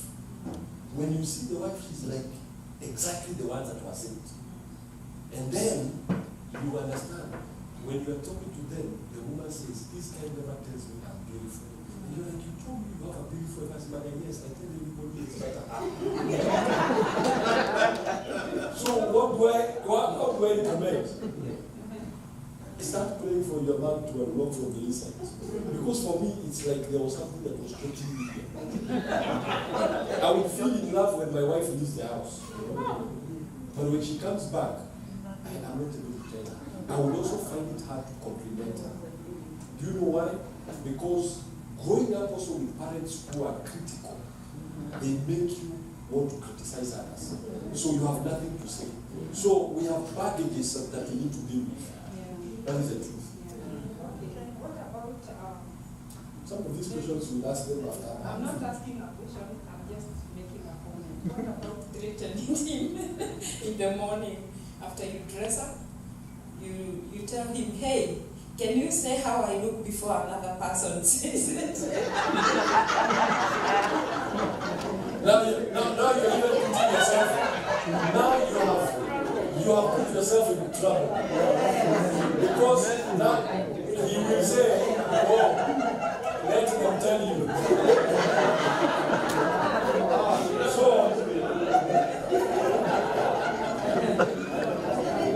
the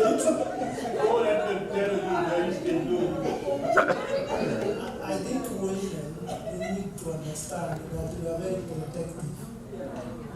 When we see that the other man answering her, when that other man says that you are beautiful, see the reaction of your man. It becomes mad because you are very protective, not jealousy, because it is part of you. It's part of you. Why should another person try to comment?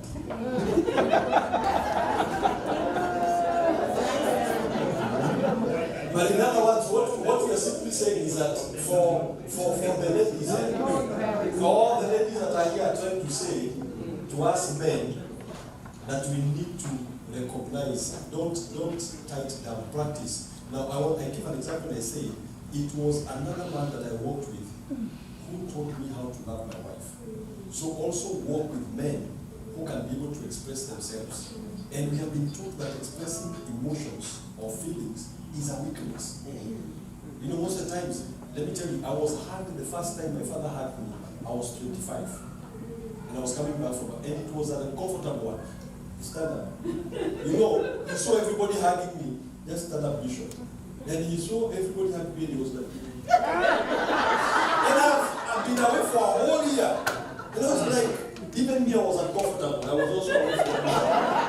Because we are not used to showing these things. We don't even feel them the way they should feel them. You want to say something? I agree with that one. Kind of it's what I wanted to say. But I wanted to differ on that one and bring another concept about security. I feel even though we have the tradition and culture and how we are brought up, I think insecurity can play a big part when men will, or a woman will not acknowledge how their husband or wife or partner or whatever acknowledge them and even tell them because they are insecure, especially if someone else tells them. Yeah, I think we should learn to be okay. First of all, as a woman, whether he tells you or you as a man, whether she tells you, first of all, you need to be okay with you. Be okay with you, I'm okay with the way I look, whether you tell me or not. I think that's number one. And then number two, you who is not saying, I think you gotta learn, you ought to learn that I think we complement each other. You know, some time back somebody said, a woman is a flower to the man.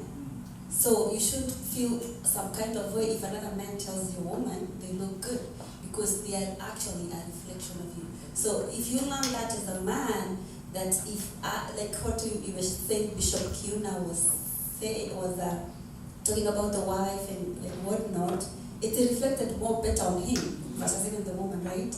Like you admired what he was saying and what was. So I think men, even though you learned what you learned from your dads, this is a new age. Let's wake up.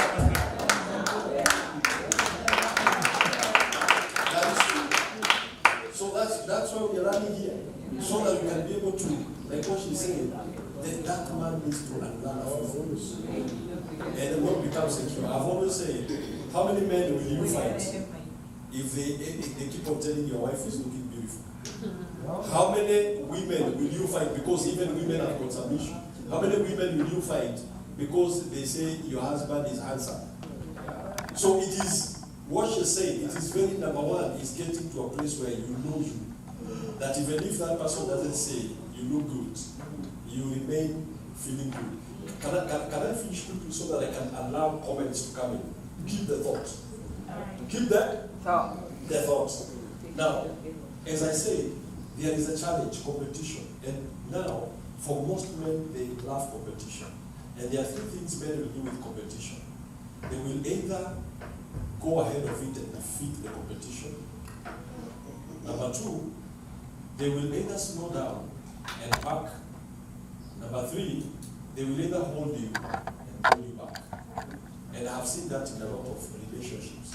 A man and a wife, a woman is doing well financially, the man feels the woman is competing. So what does he do?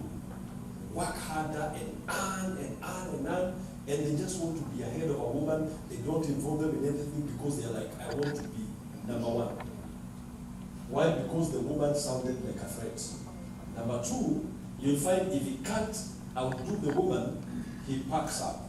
and now you start paying the bills, and he's irresponsible. He doesn't want to do that because he's feeling the only way I can beat her or bring her down is to allow her to take her journey. Me, I won't participate. So he parts. Now the other one is where now he begins to pull you down, discourage you. You don't have to go for these studies. You don't have to make this much money. Where will money take us? They begin to do that. And that's why I say, as a man, you need to understand you. That when you're getting into any relationship, or even because here we are learning so that we can also teach others. When you have sons that are getting married, we need to prepare them that competition is for outside there, but not with your spouse. Now for the ladies, I tell them, please don't be a competition to your husband. Because the moment you start competing with your husband, let me tell you, you'll see another side. Biologically, the way they were created. Men who have God have done crazy things. Simply because they are men who have gotten into deep loans. Heavy. Because they wanted to be ahead of their women. There are others who failed completely to provide for their kids because they are she's trying to prove that she's better than me. And there are others who will even destroy businesses belonging to their wives. And so what I say, understand you as a man and let your wife compliment you. And as a woman, take a position of compliment. Because every time you are throwing figures and numbers and whatever on top of the table, my car, my house, my buildings, that person, when they feel competition, killing it may be a very big challenge. We are all godly people, but not everybody has gone through a level of understanding. I used to do that.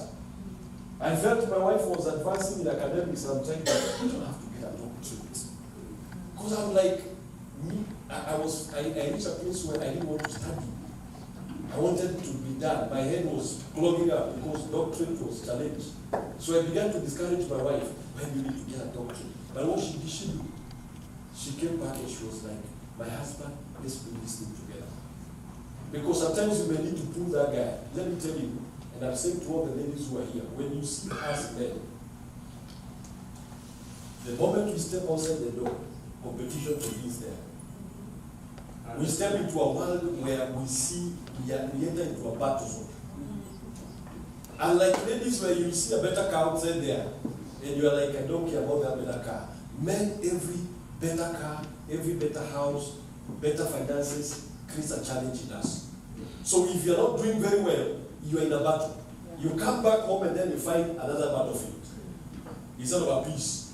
You'll find that's why some men are gone down quietly and they don't talk. And because even us men, we are a challenge to each other. I meet with kings, he begins to tell me I've just got 10 plots. That time, the last one that I had was taken.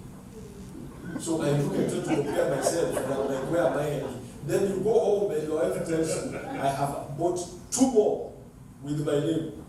And he says, you are the king. What's the difference?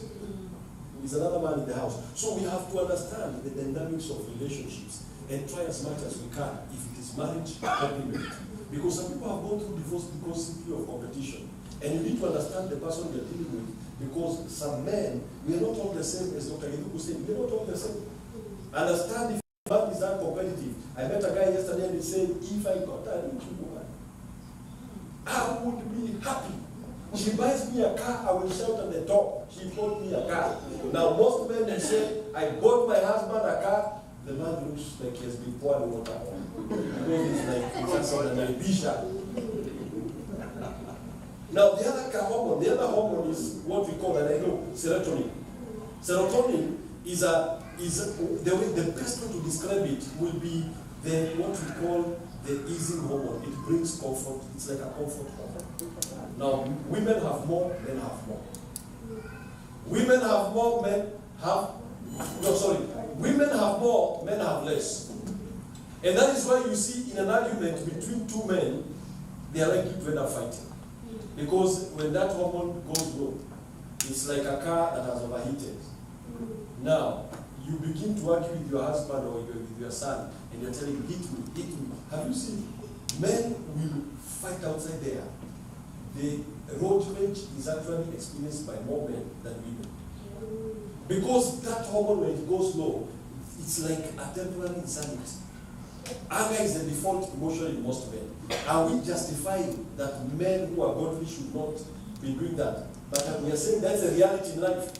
So when you understand, so some of the arguments, some women have lost their lives because of simply arguing with a man, and that emotion, that hormone goes down, and the next thing he does a dangerous thing.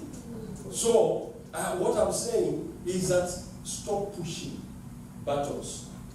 Like in our country, you have those ones, hit me.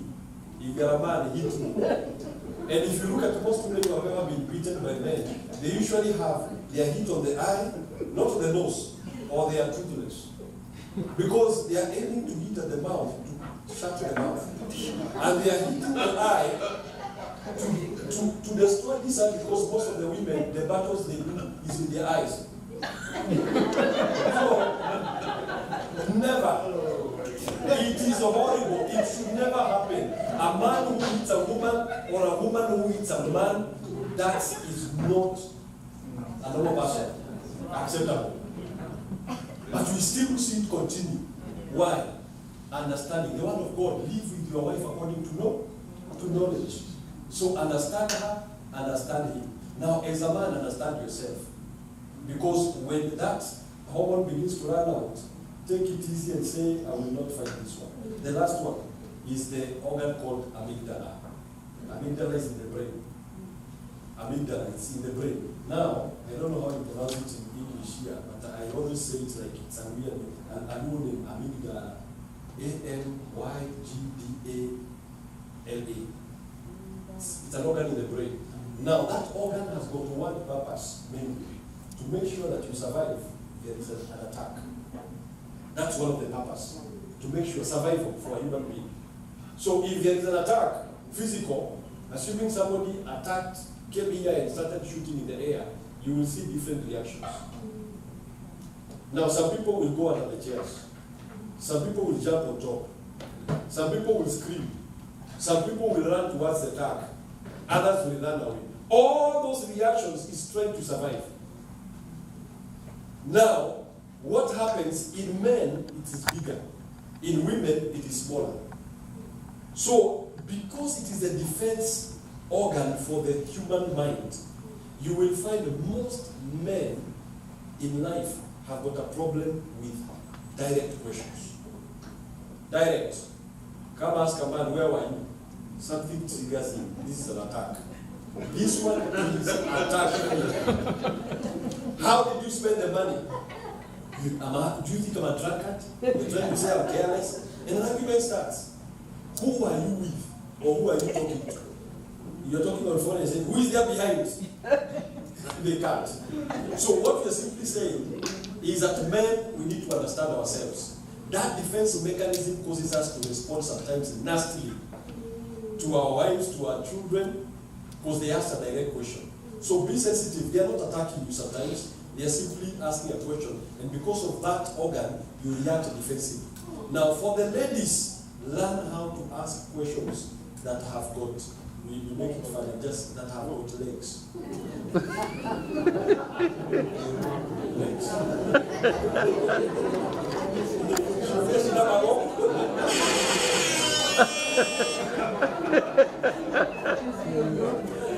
Now, what I'm simply saying is that don't ask direct questions.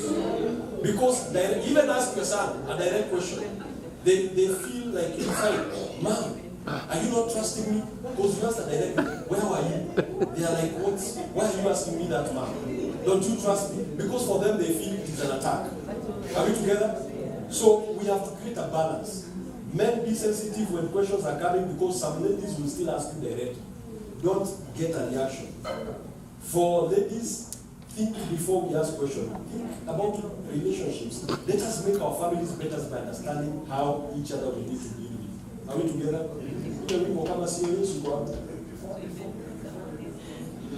He says, we are finished. Men, guys are hungry now. Yeah, there is something I wanted to, maybe I would love to hear.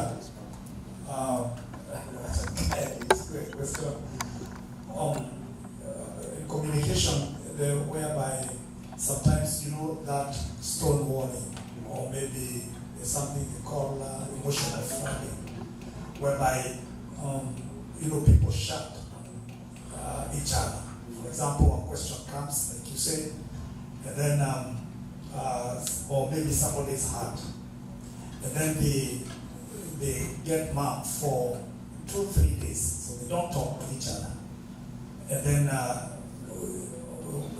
even a month, you would say, then that one, affects the intimacy, affects the family. I would like to hear that. I mean, that comment from you, and because it's really draining or even killing relationships. I would like you to comment on that. Now, on a quick note, I'll just say one of the things when we're talking about stonewalling comes because that person is defending themselves. They have been hurt before. It's like if you have a wound on your leg and somebody gets close to that wound, they will put a hand. They are trying to prevent themselves from getting wounded. So most of the times you see those, it's about protecting themselves from hurt. And so the thing is, I think the approach is what needs to be wise. For example, like what I said, can we have a conversation about this? Then you can invite them in. I know probably I hurt you. Can you tell me I'm ready to listen? Because if somebody is listening, because the stonewallers, they find like maybe you don't listen. So one of the things is to invite them and tell them, I want to listen and know where you're coming from and what is challenging you. Then listen all the way to the end without defending. Number two, for stonewallers, you'll find they have reached a place they don't like accusations. And most of our relationship, you find we accuse. You did. So if you can talk about yourself, approach the challenge. If they are stonewalling you, you can say, I feel bad when you don't talk to me. You see, you're owning up the feeling. But when you say, you are a bad person because you don't talk to me, you have already created more defenses. Because that person, they're stonewalling because they feel like you're throwing stones. So become accommodative by inviting that person and telling them, I feel bad because the way you keep quiet and I would want us to talk. Or, what is challenging you? Can you tell me how I've hurt you so that I can be able to understand and then listen all the way to the end? Can you stand up? Because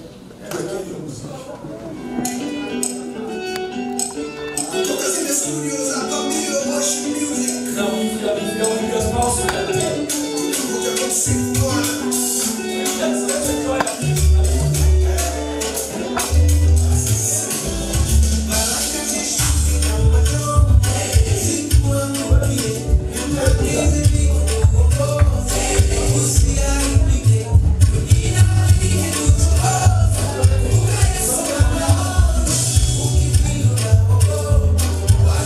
we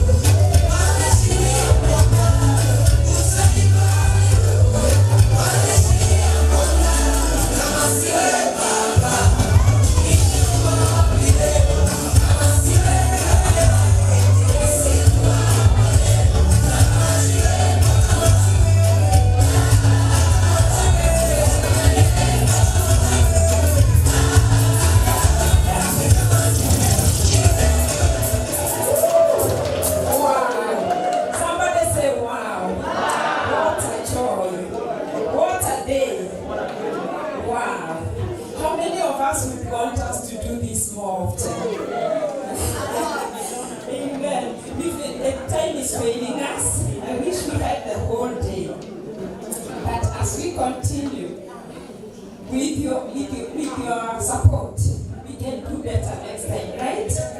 Yeah, next time we come early, and there is a lot. This man of God is loaded, I'm telling you. He hasn't even given, a quarter of himself. And we also have a lot of, graces in this house. And we can also learn a lot from them. But because of time, I would like us to do one exercise. We have Chef Mwembe Tayari in the house. And he's also a dancer. Just come in front. Let me leave a bill. These are the sponsors of this meeting. He's one of them. Let's appreciate him. He has a menu for us, and the menu here, can you read this? Because it's a bit complicated. What do you have for us? Thank you very much.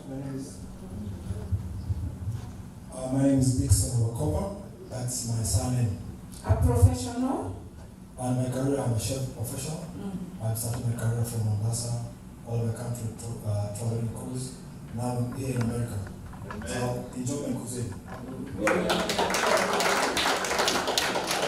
For the menu, I have a cream of coconut pumpkin soup. It's over that side. That side. On the corner is a full salad mix. And then we have a very, very special signature juice, tamarind juice. Don't go before have a glass of it. For the main course, we have mbuzi, American style, it's a Kenyan one. Then mboga kienyeji, that's green vegetables, ugali, wali, mboga, that's vegetable rice. Then we have biryani. We have, what's called it? That's so much. We have pojo ya nyama, that's a green corn with meat, coconut. And then we have chapati on the last part. Samaki ya kupaka ni? And then we have, in the middle, we have samaki ya kupaka. Samaki ya kupaka, that's our term of Swahili language. It's a coconut in stew. So we say, anapakwa. And then Chef Marinated go to, you say that. So our chef is our very own son at GOC. Let's appreciate him. And if you have an event coming up, a birthday, or even guests in your house who can make a good breakfast and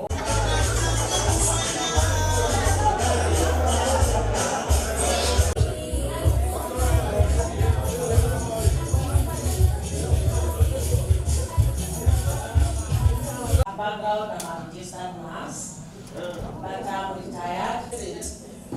And then do a minute to greet us. Knowledge is power, right? How many of us know that the location we are at is called the City of Federal Way?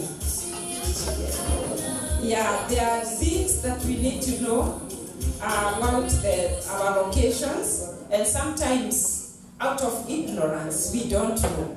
And there are a lot of things that happen around, and even many projects and things that we can even engage in or even have awareness of.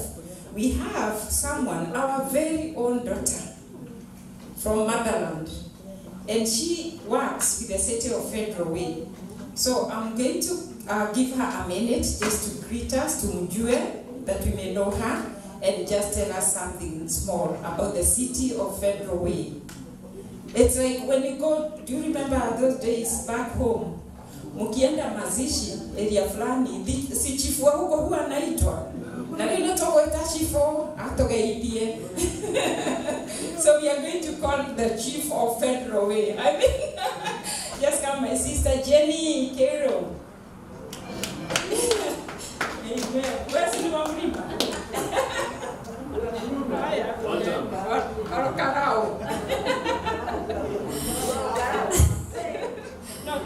Thank you so much. My name is Jennifer Wamboikeo. So I'm obviously from Kenya. So I'm sorry I missed the session because I was somewhere else. And so I just came running. So I am Jennifer Kiru, Diversity Commissioner of Federal Way. So what we do actually, and I'm not trying to take so much time here, but what I'm trying to say is I'm trying to create awareness to our people. We did a survey in Federal Way, and Africans were 0. The reason why the cities sometimes take survey is to know what the people of the city want. So if we don't have our needs known by the city, and by the city I mean the mayor, we are not going to get our needs met. And that is very important.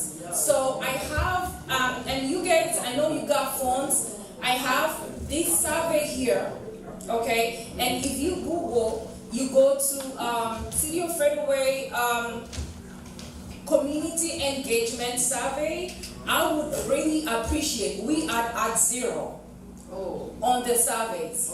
And so the surveys which have been going on, one of the things which was raised was autism. There's no autism program in Federal Way, and so people tend to go to other cities. So that is something that is going to be implemented. And by the way, if there's anyone who feels that they can do autism program, please see me. We are looking for people who can do autism program and daycare.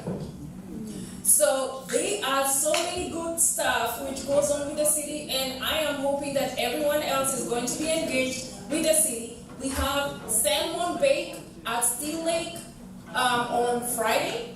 It's salmon. It's whoever loves seafood, it's good stuff. So it's at Steel Lake. There's community festival. We hold it as the Diversity Commission of Federal Way. It's like a city bash, like summer bash.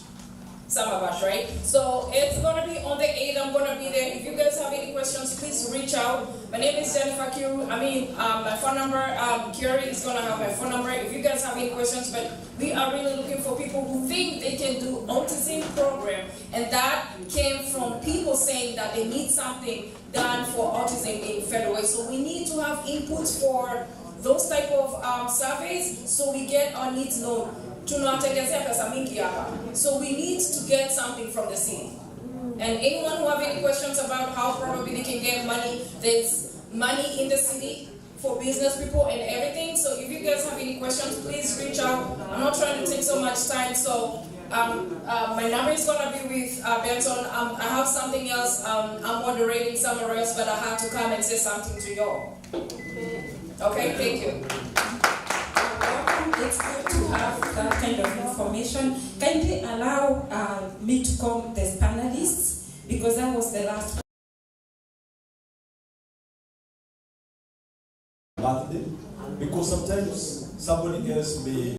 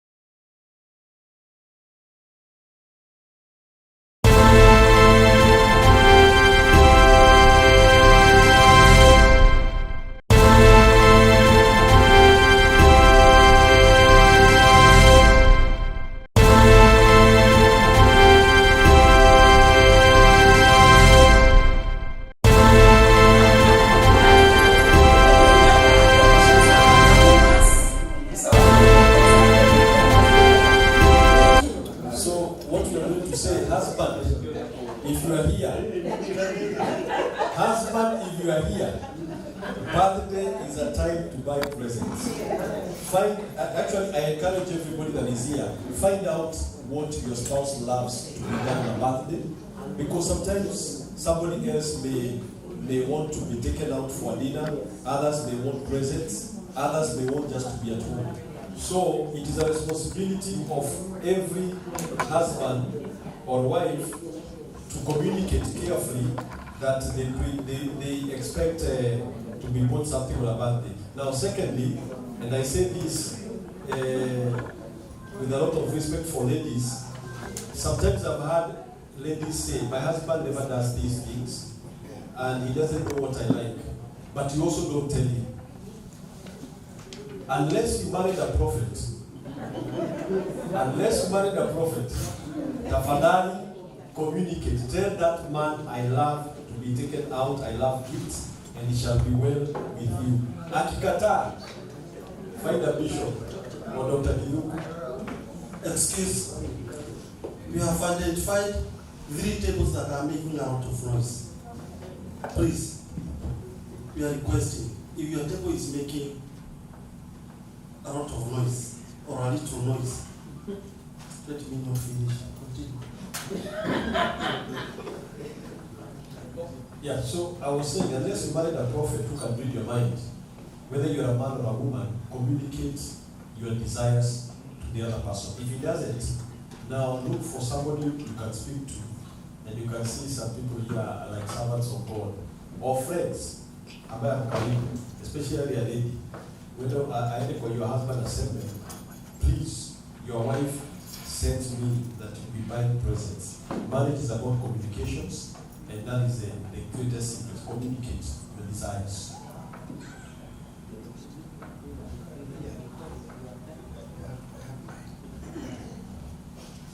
Any comment for that?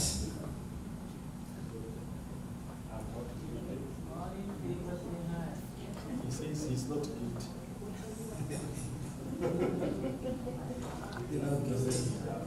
Okay, let me, another question that has come on our table is, how do you continue to assure your partner when they feel insecure? How do you continue to assure your partner when they feel insecure? Anyone with an idea? How do you assure your partner when she or he feels insecure? Is that question? We are facilitating. Anyone with an idea of that? When your partner feels insecure, how do you assure the partner? Number one, you should ask yourself, why is she or he feeling insecure? And actually it is written, how do you continue to assure your partner when they feel insecure? How can you do that?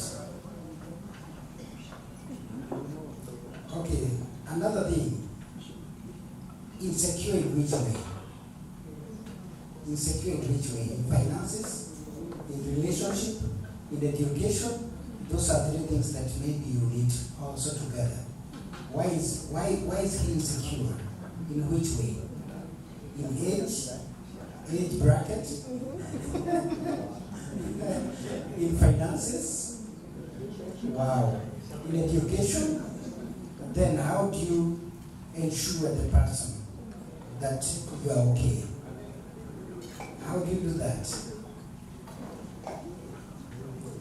I would just say that in life, what works better is what we call trust. If trust is violated, whether whatever you're doing is from a genuine heart, you still feel insecure. So the best way you can assure, or rather you can be assured that I trust you, I love you, I'm not insecure with you, is just trust. Because number one, what is this that has made this person to become insecure? What has made this person to become insecure? That is another question to ask yourself. And maybe the question is new. Does this thing happen? Has there been a time when one couple feels that I'm not secure? Has it ever happened? Has it ever happened that way?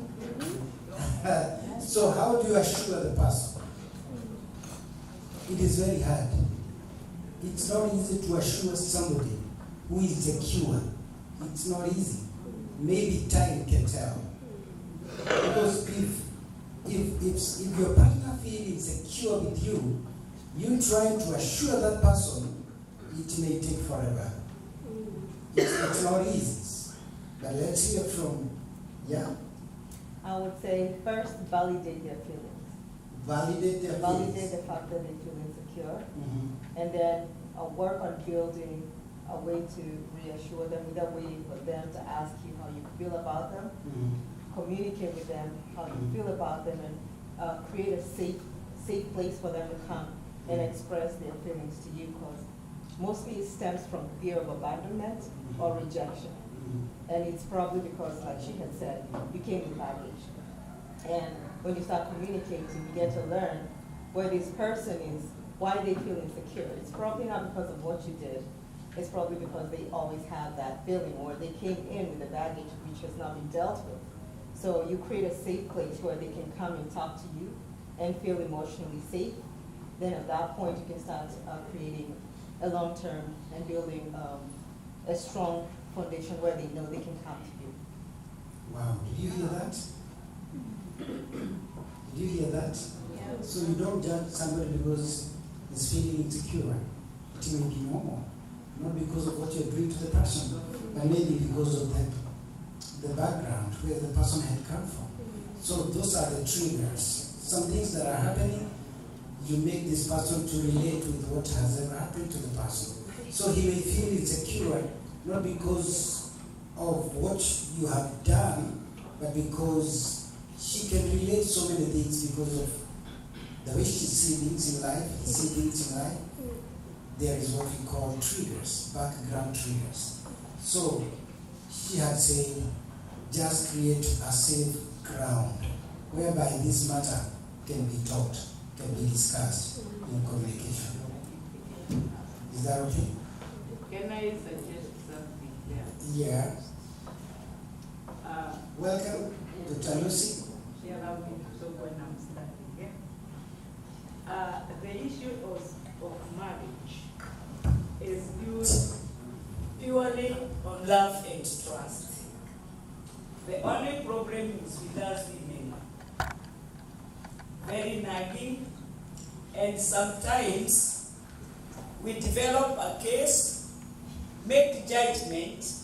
When you're telling somebody now you want to talk, you already made judgment. Umemhukumu tayari. So even if the person is so innocent, you will not listen. Kwa sababu ushahukumu huyu. The other thing, some men behave like they are untouchable. There is no any marriage without communication. I tell somebody, if you go up there, you will find me up already. And there is no building, right? So the issue is to create a level ground. You come together, listen out. I was doing a study in Nairobi one time.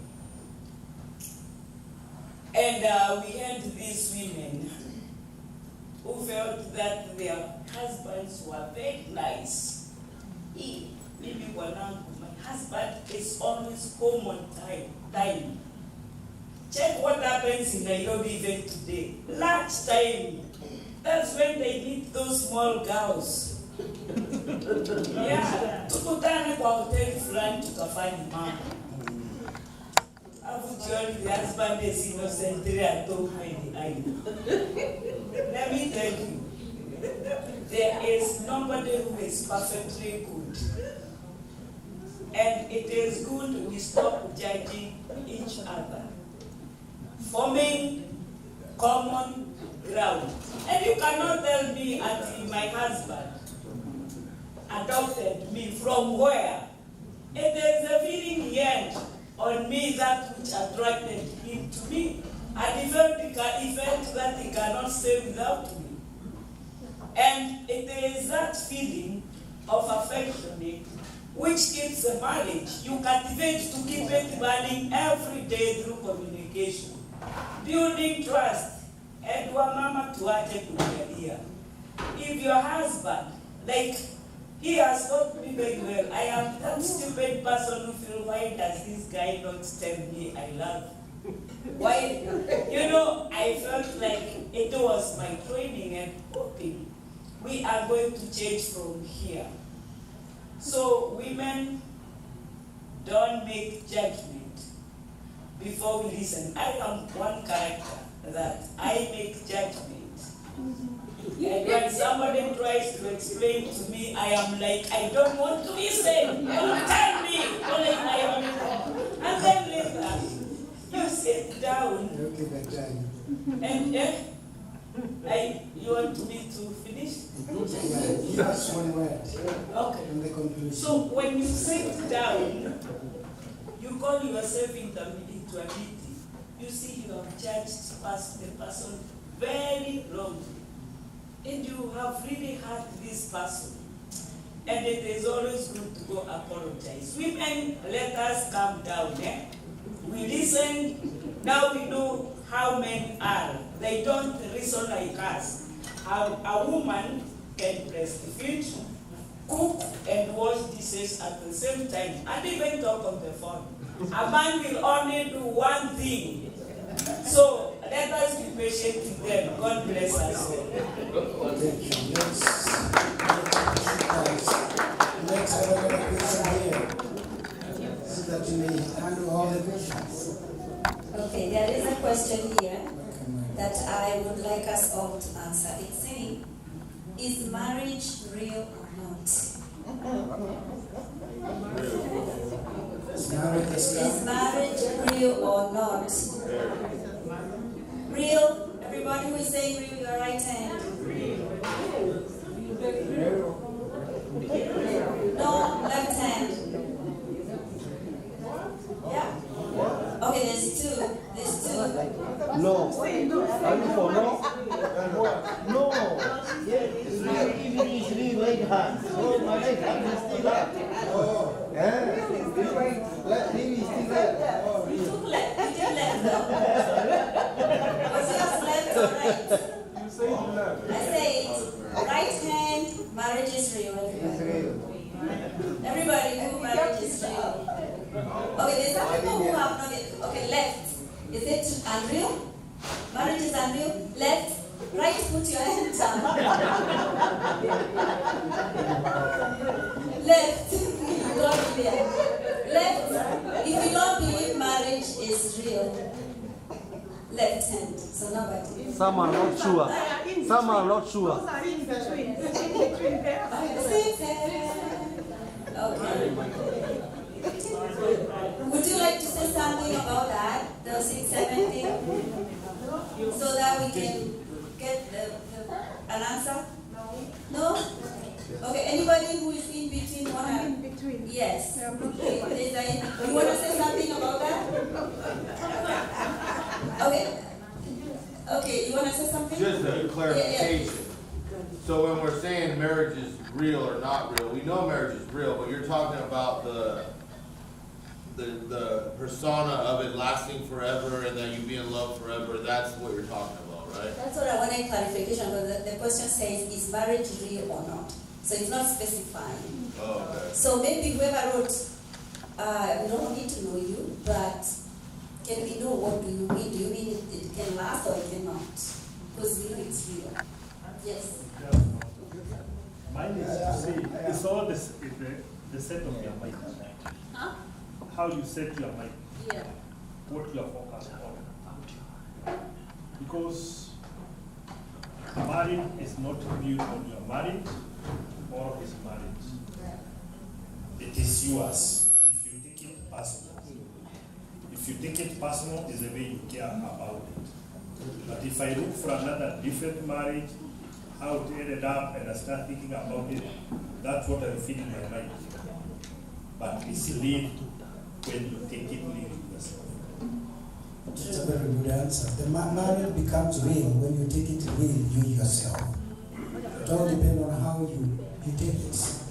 Yeah. I also think, as I was referencing my story about my mom's marriage, I could have decided it's not real and even not try it. Mm-hmm. Yeah, because of what I was seeing.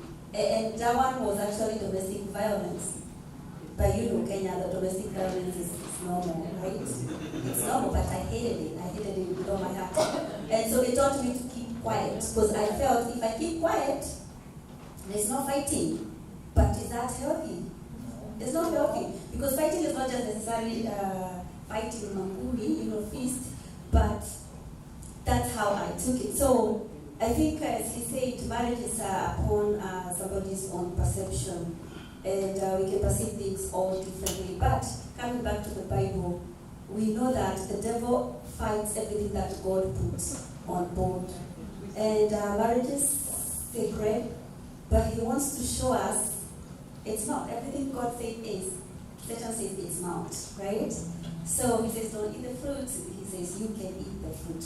So marriage is real. It was started in the Garden of Eden, and it can work if you put work into it. You have to put work into it. It's not easy peasy. You have to put work into it.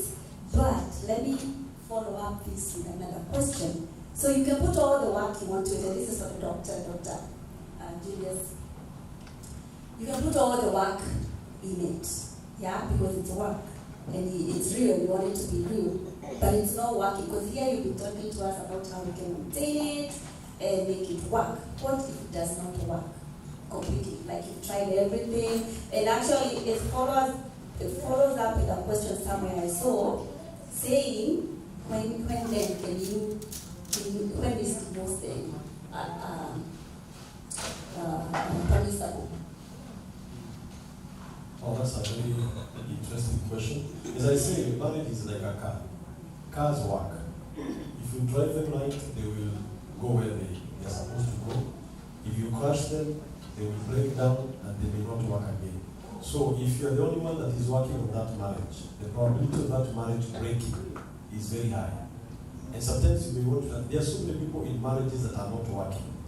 They're just living there because of status and all that.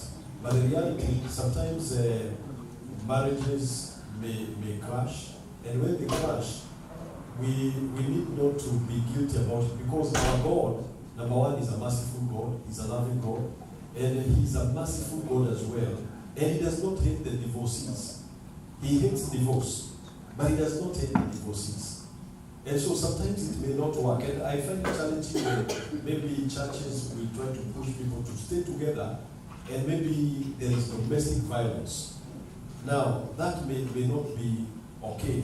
I've read a scripture where the Bible says it's wrong for a brother to keep company, with a brother who is an adulterer, who is a rider. A rider is somebody who is party going and all that, a drunkard, and with that, keep not company. So there are other indications, but I would want to leave the subject of divorce because it's a very detailed thing. It would require a lot of time.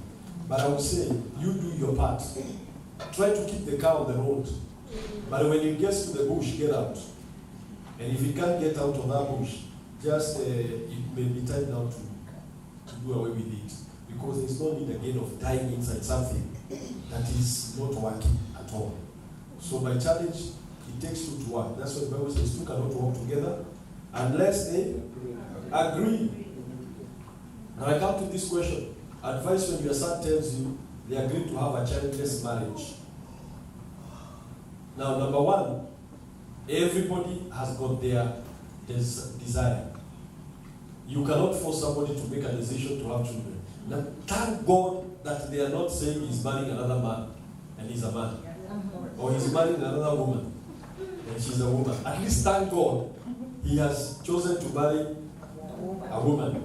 That's number one. Now, the other work, I believe minds can change. Find out from them why childless, why that choice. Because probably they have gone through like what we have been discussing, trauma. They slept hungry, they saw suffering. So don't judge them until you hear their story of why they want to be childless. A man came to my office, he brought his son, he said, pray for him, he has a demon. Then I asked him, what is the issue? Kasema, this man says there is no God, and God does not exist because of one or two things. And I said it's not a demon, it is an issue of knowledge. I took my wallet, I put money in it, and I told the young man, take this wallet and explain how that money has gotten into the wallet without mentioning me. And he looked at the wallet and he said, I agree there is God. And I said, why did you agree? He said, there is no way I can describe this money in the wallet without mentioning me, because it is you who put it there. So there are some things that we may fight with Christianity. You bind demons, find out why is he saying I don't want to be without a child. Because you may find there is something that he's afraid of. Number two, there is also an aspect of having to walk a journey with them. Share with them the benefits of having children, the purpose of marriage. Because sometimes when somebody does not understand the purpose of marriage, which has been abused all over, and that's why you're finding men are marrying men, and women marrying women, until they understand purpose, they may not use it well. What is not understood is likely to be abused. Yes, King James. It's just a contribution about they have agreed not to have a child when they are married. There's one thing I am sure of in my experience in life, that giving birth is not a choice you can make. That's God's purpose. Whatever you do, if you feel that and you just keep telling your heart that I will never have a child, is God says is today. Is today. And if you use whatever you will use, the baby will still come. So that we leave that to God. So we don't have to criticize somebody because they have said that. We just leave that to God. I agree.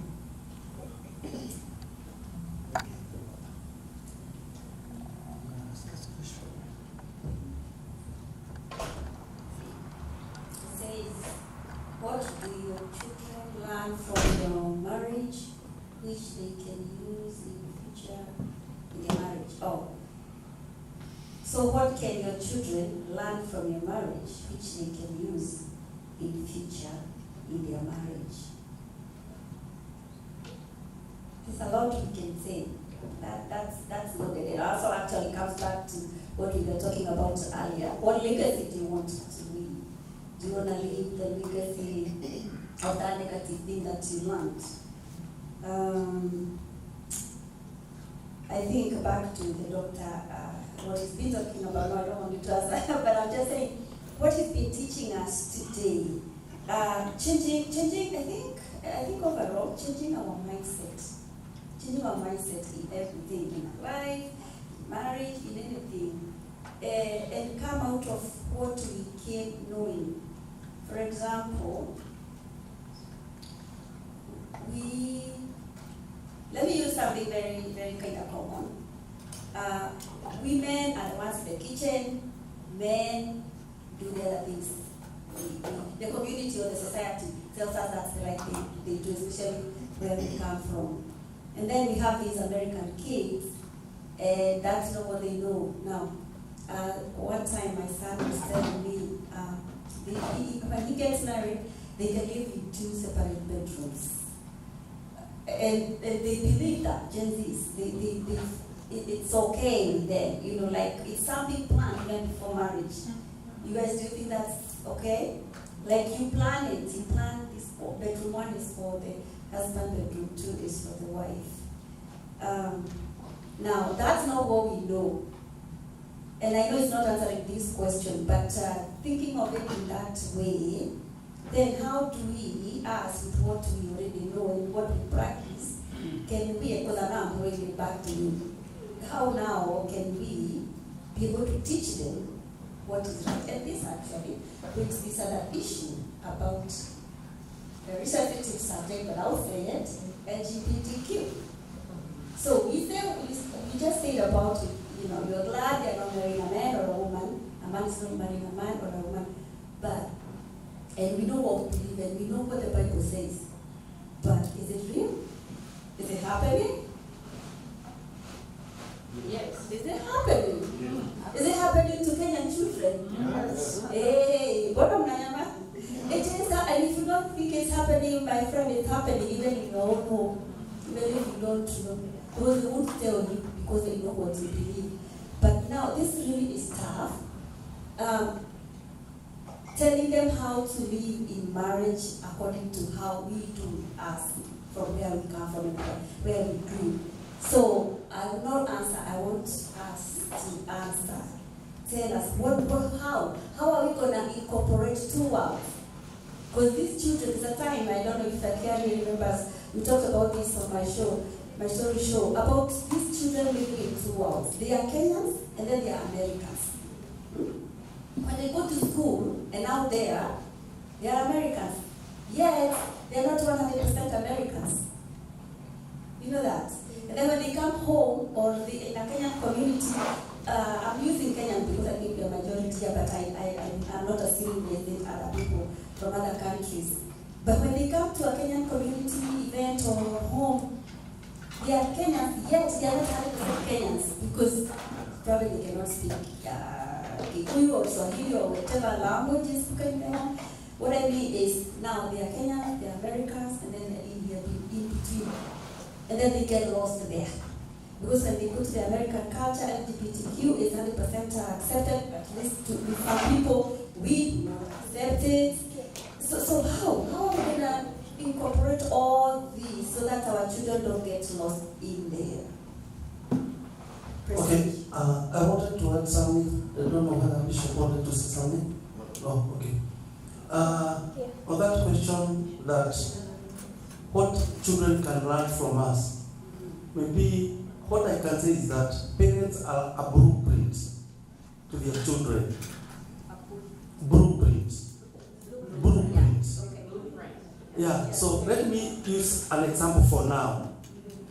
Now I have married.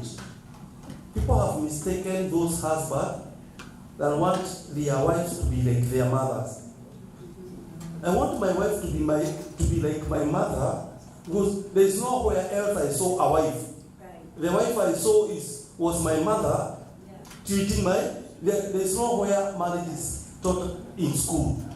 So how I saw my mother treating my dad, if they had a good marriage, I would desire my wife to be like my mother. Those wives who had a good father, who was a good husband to their mom, they want their husbands to be like their father. Because there is nowhere else they saw a husband. It was only in their home where they saw how their father was a husband to a woman. So at times we have mistaken those wives who want their husband to be like their father, but to me they are right because their father was a blueprint. There was nowhere else they could have learned about marriage. It was in their home. That's my addition. Thank you so much. And for the interest of time, we'll try to answer very quickly some of the questions that are here remaining. And do you want to make a contribution on the same? Yeah. Okay. Yeah, just a small contribution. We actually are having a phenomenon. I don't know whether you realize these Gen Zs that we have, they are different breed of people. You might want to be a blueprint all you want, but they are not copying from that. One time, like 2 years ago, we had a young man shot somewhere. And when the women were yelling and crying about it, for us who are men, we stood around, like 6 of us, Kenyan men, saying, oh man, what's happening? One of the guys broke up and said, my son runs out of the window and runs away from him, he sneaks out. All the 8 of us agreed, like they were talking about my son. My son sneaks out. Their son, every one of them sneaks out. But I thought it was all my problem, and I never said it. But somebody had to say it, so I can say mine does the same thing too. So what is happening with the Gen Zs? They have a belief system of their own, which they'll never tell you. They come up with things that we'll never understand. For us, we modeled from our parents. But for them, everything they're learning is online. And they have all that exposure that we do not have. So it's quite critical that we be prayerful and more keen and be friends with them. Because some of these things you will never know until you have a real talk with them. Thank you. Thank you so very much. That is quite much in order that this is a different generation. They are more social than biological. More social than biological. and they relate so much on the social media than they relate with our culture and tradition.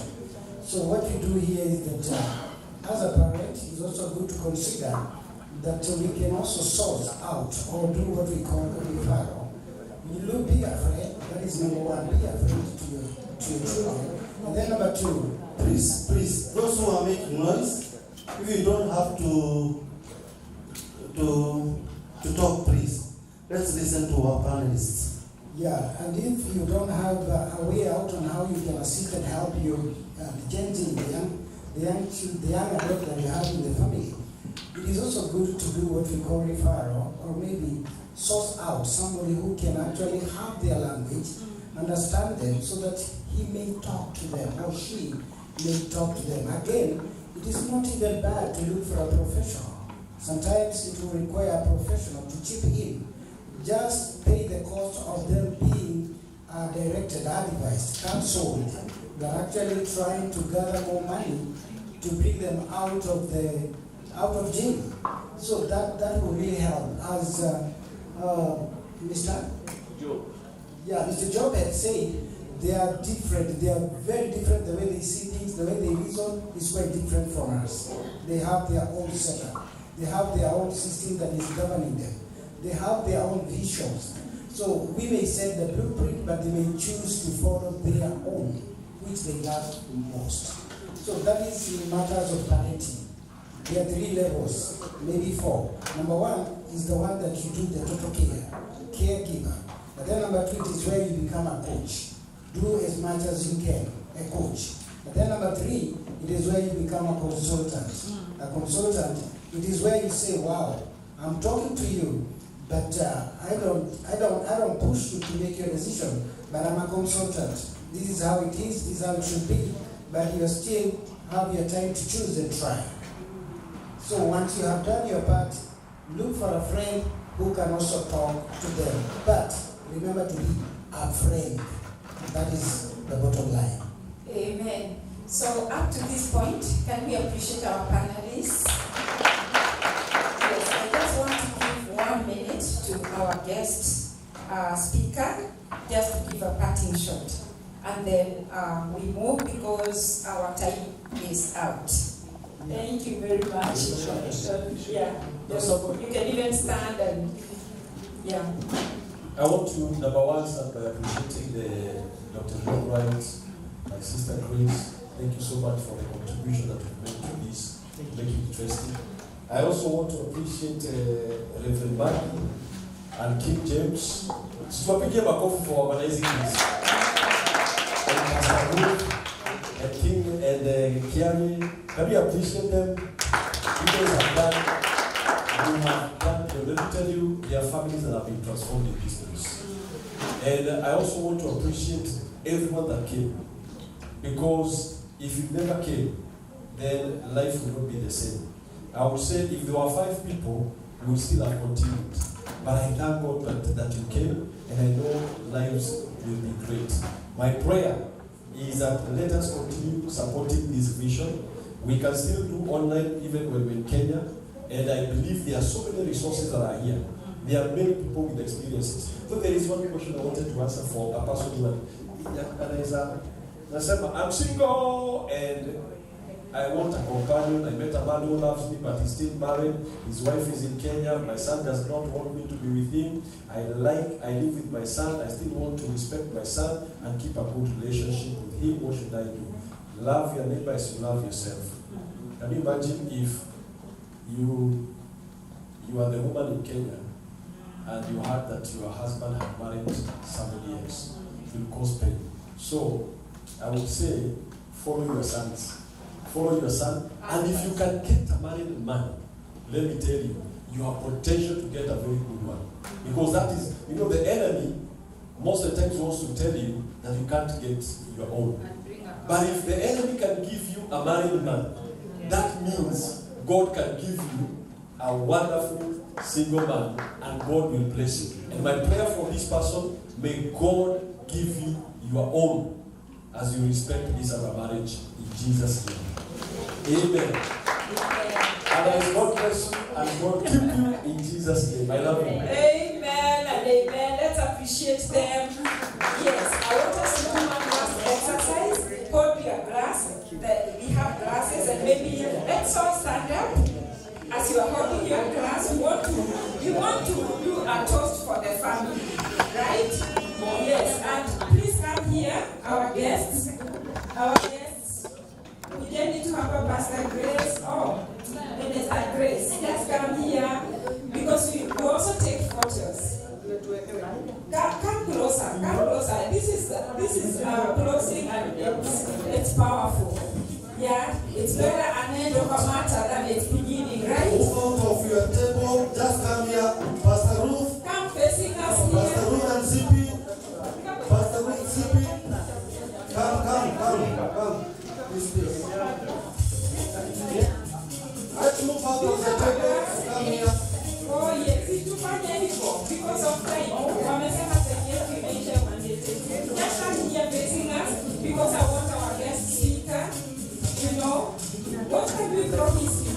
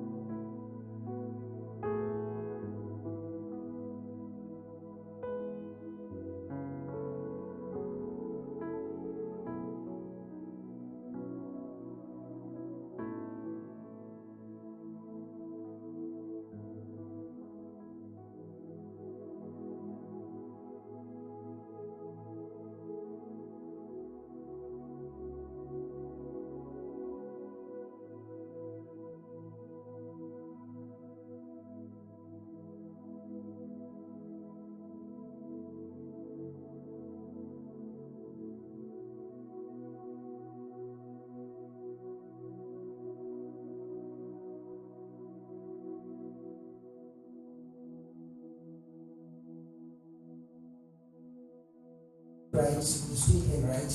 We create a WhatsApp group where we shall be having this.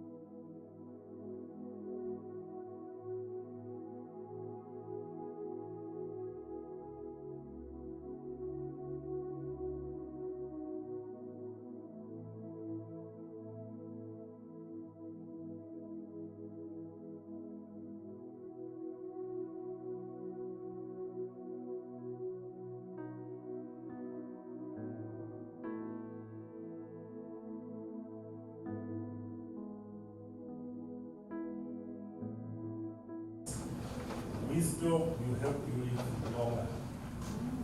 She, actually according to wisdom, she. Anywhere you see the word she used is something which produces.